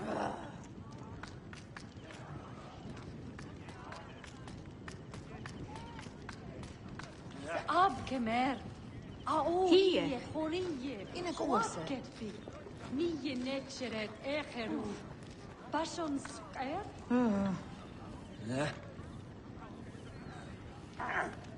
باشت هم خطف نفر ورد ونو سوق عيو عيب هاي متى دمي أمي نتي كوي هي همو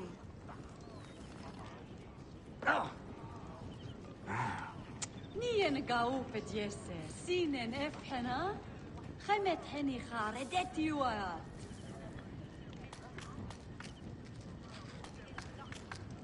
ميون بس نياهو غيروف أكبرت النفوي خاها باتما سد هيد أشار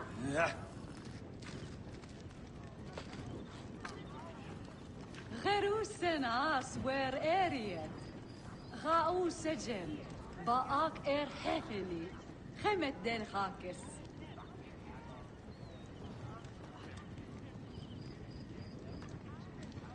رعية ونوتر ست خياد ابن بارتي وبواوت دينابد خرو من سبا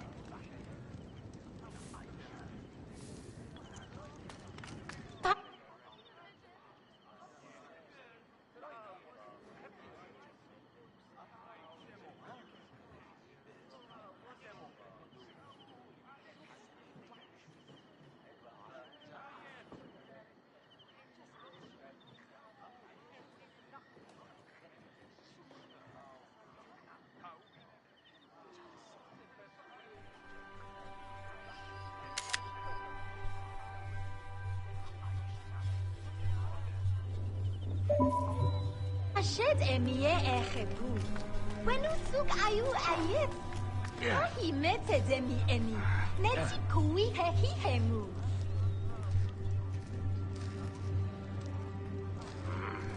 هم خسب باك يمرد خاوي نبسح من ويرتي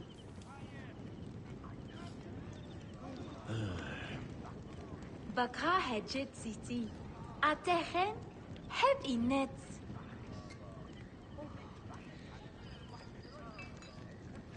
غيرو سناس وير اريد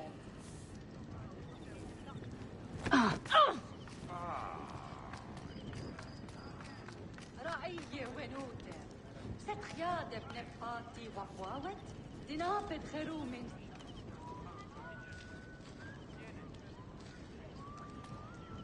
هم حسب باك يمرد خاوي نبسح من ويرتي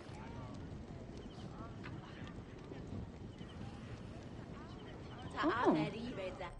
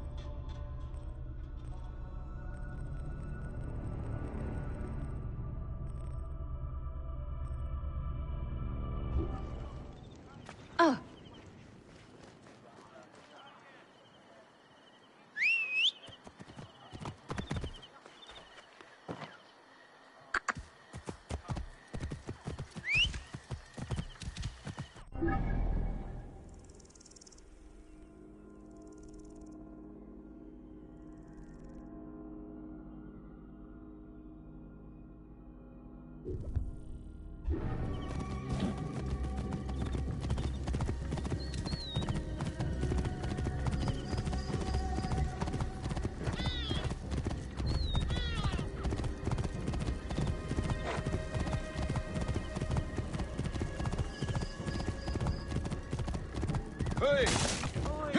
Lei sono Safrosinis.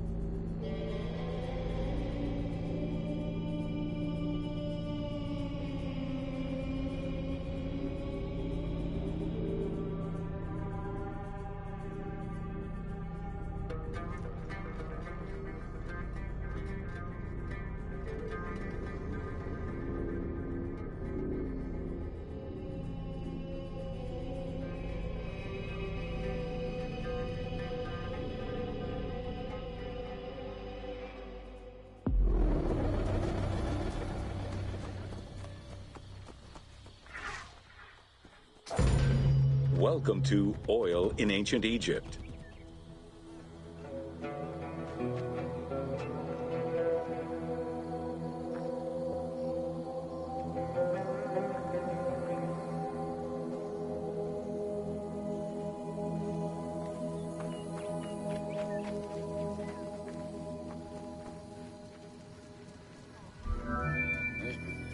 Castor, sesame, and moringa were the source of the most common oils in ancient Egypt.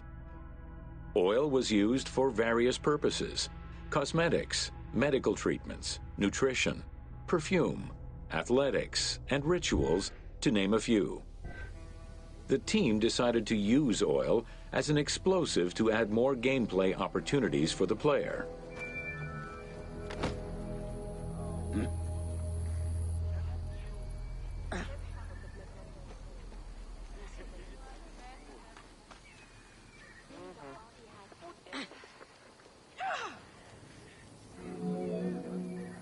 Ancient Egyptians originally used castor oil in wick lamps, but also for cosmetics, such as facial and hair treatments. There is mention in some papyrus of castor oil being prescribed to treat constipation and help pregnant women. Castor beans were found in ancient Egyptian tombs as early as 4000 BCE. Castor oil was made by pressing the beans from the plant of the same name.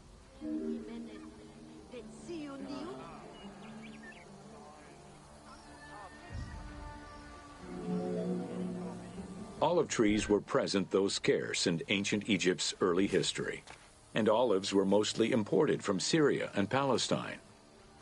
Their use and cultivation remained uncommon until the mass arrival of Greek settlers during the reign of the Ptolemies, when demand increased sharply. Olive trees were normally found in the region of the Fayum and the lands surrounding Alexandria.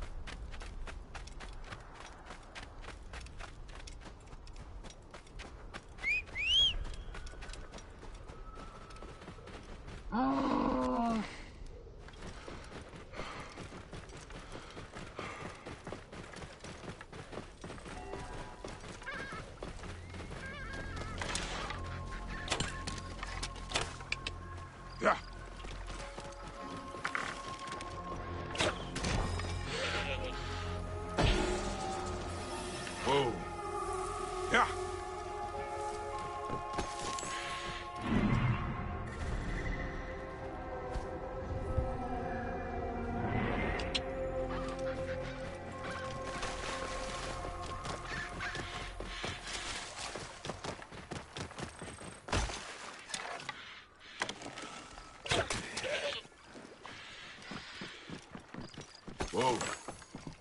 Ha!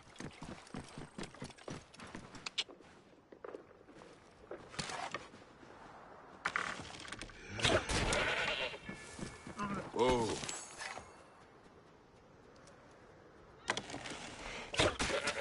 Yeah.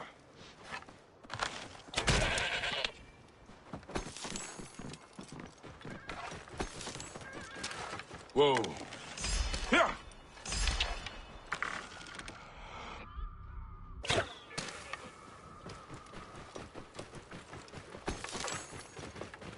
Whoa.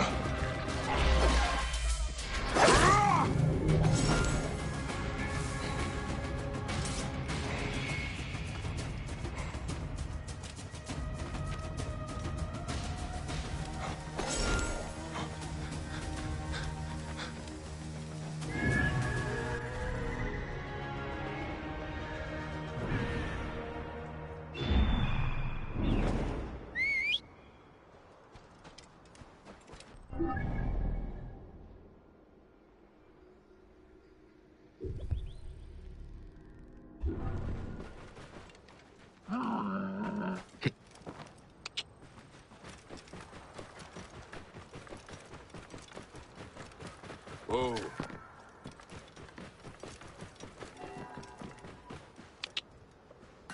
Yeah.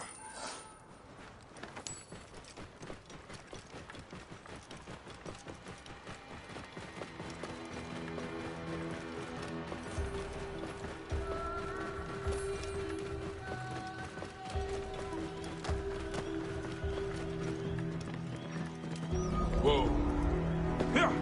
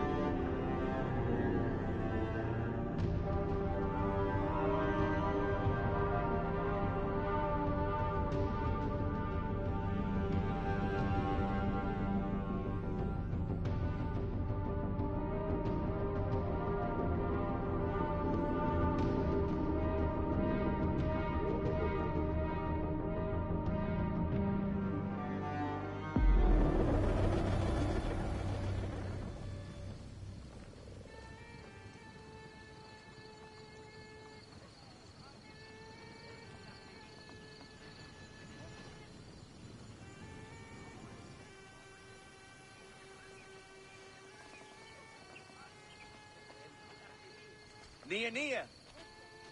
إنك أهات.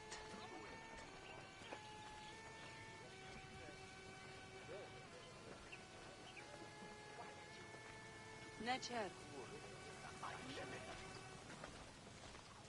يا منتيا شنروكيا Awis. إيريا هم عنجو. Eriuna neptedelis. Te ahe te pie erputput.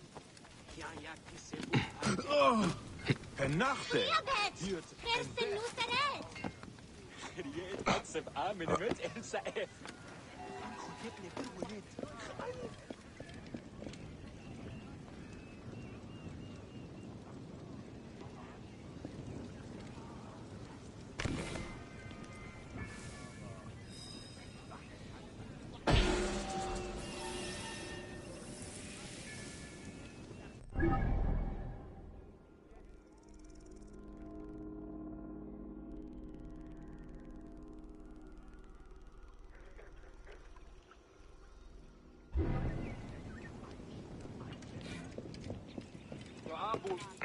يا آية طيب ريلو Riet. Gem anju.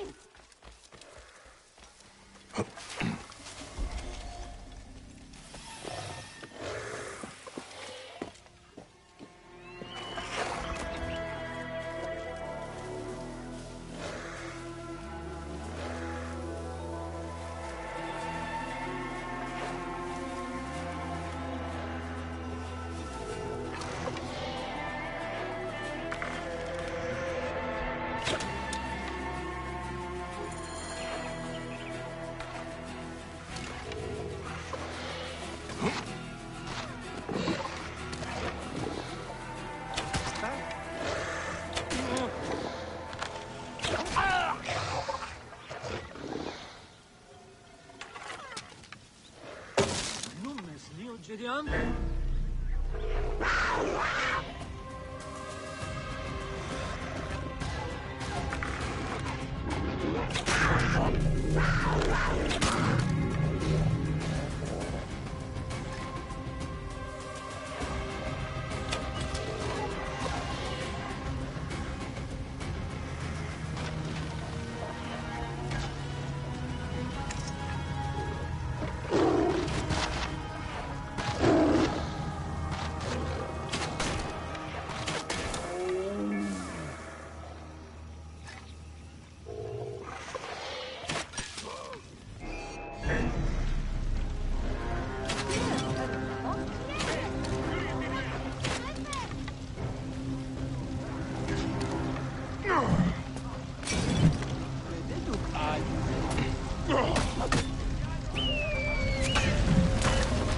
Unde venervum!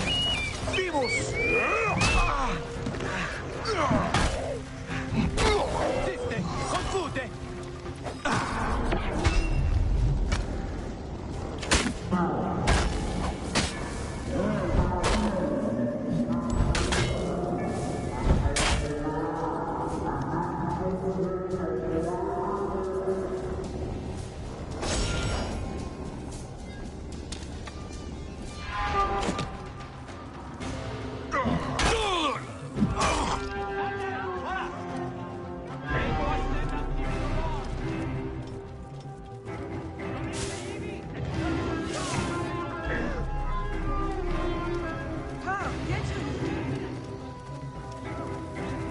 Scate! Conquiesco! Prohibe!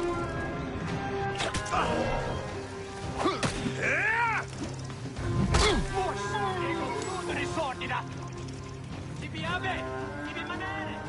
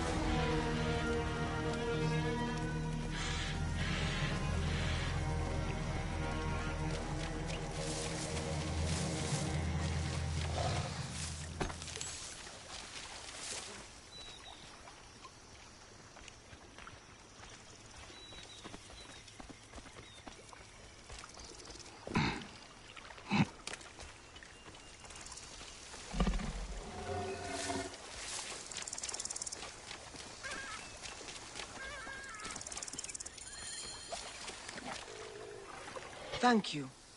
With Sobek's favor, the Nile will flood again this year. You're welcome. Never thought I would think of crocodiles as romantic. Fearsome, but beautiful in their ferocity. See me at my home before you leave here, yes? All right. I will. Here, Bayek! The gods still have need for us!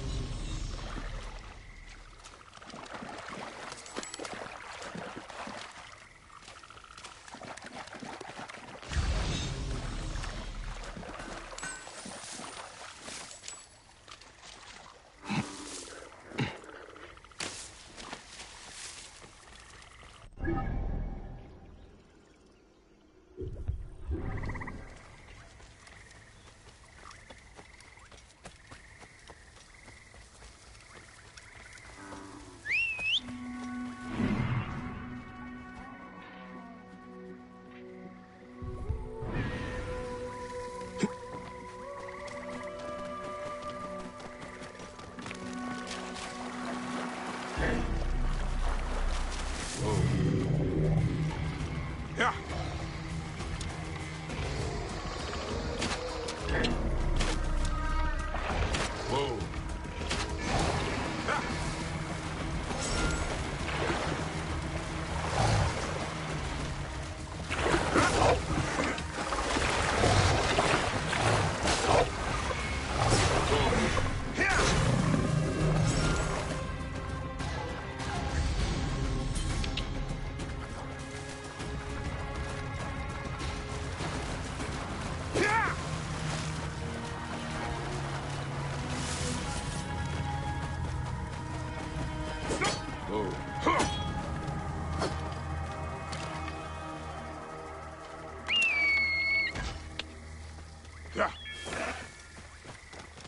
Whoa.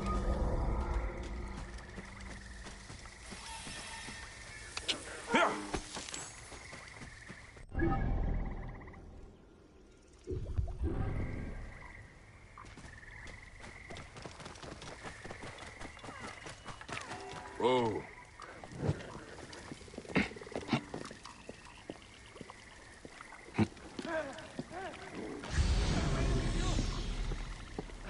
I'm sure I taste terrible.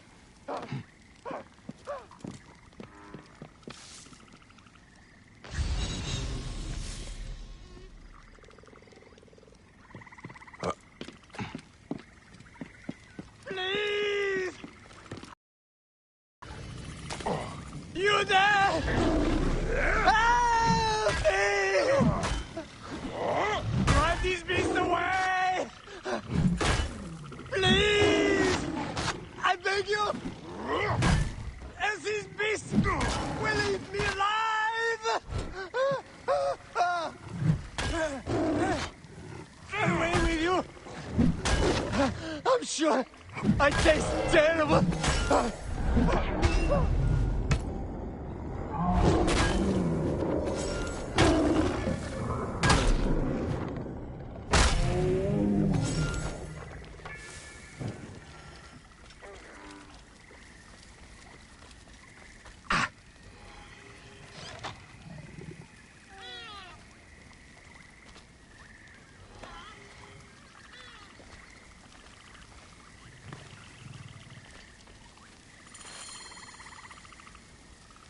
We spent weeks in this long green nightmare, capturing animals for gladiators to slaughter.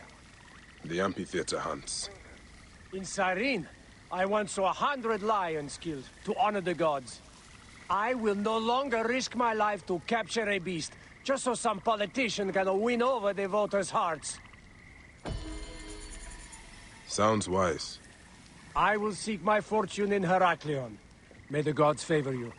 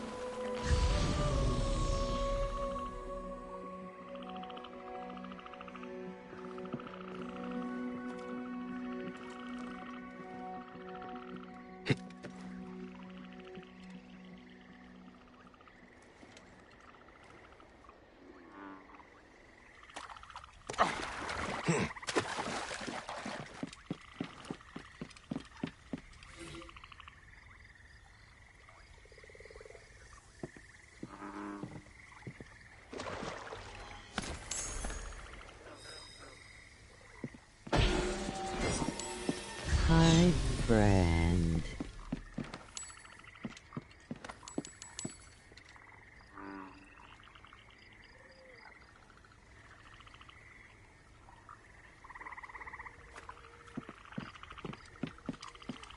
Hello.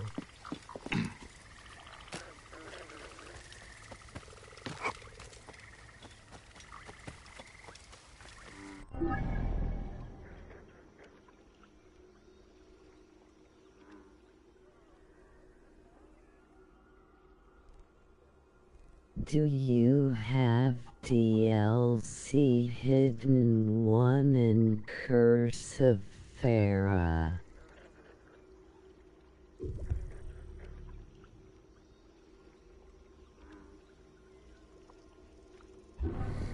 Yeah.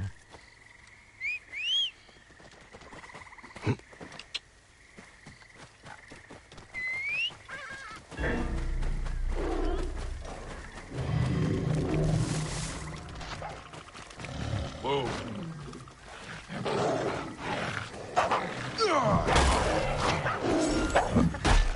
Okay, why you don't use boost level 4, 5?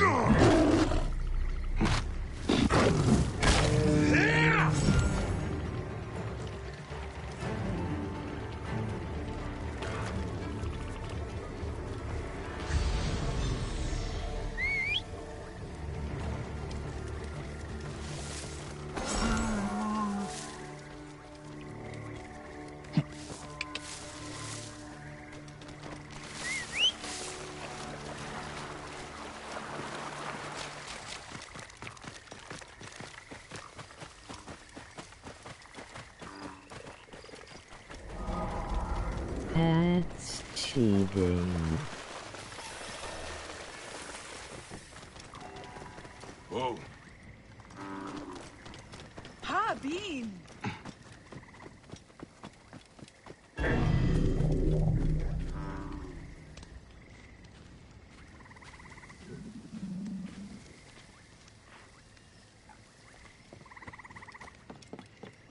Ha, Nichiru!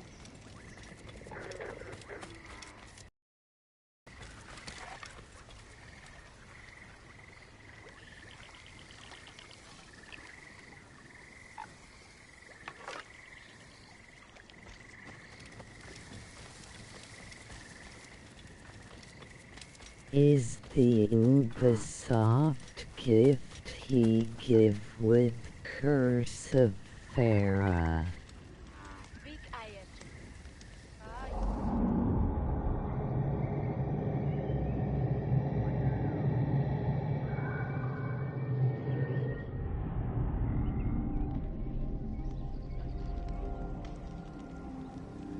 What? شعرت نار ديو Ha, geeft die angst.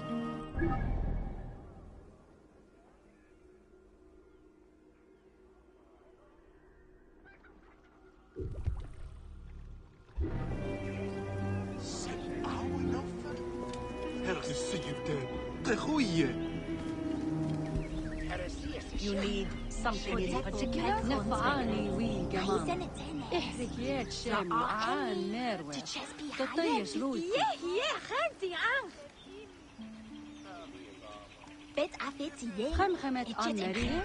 كان معايا حبس اصحى خابر خمسني وجدي عنك. Boost level 4, 5 is the Ubisoft gift he give with Curse of Farah DLC. إيانو شختين سنيت. خطي بدنا فيها ختي ودا بخات. أبي عم باتن. You go ahead. هاي الطيب هدو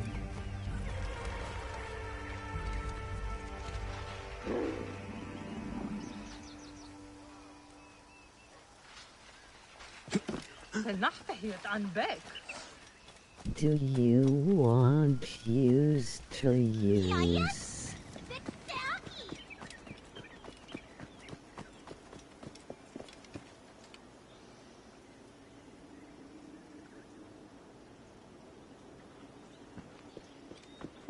No.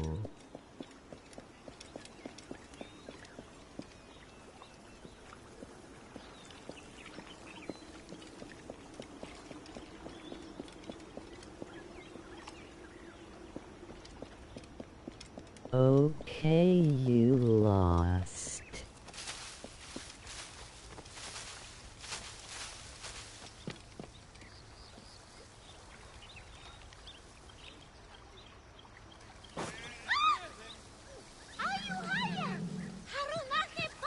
Whatever, weirdo.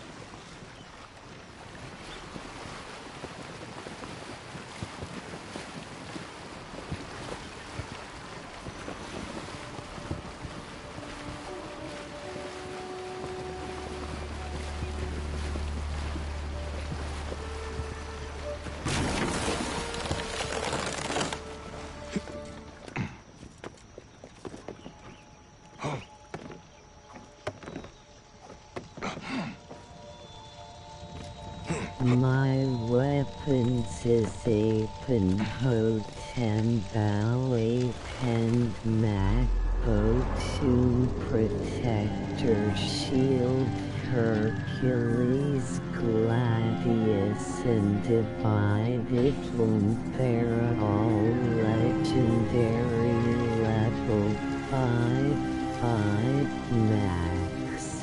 Skipping the rest. Nobody asked, nobody cares.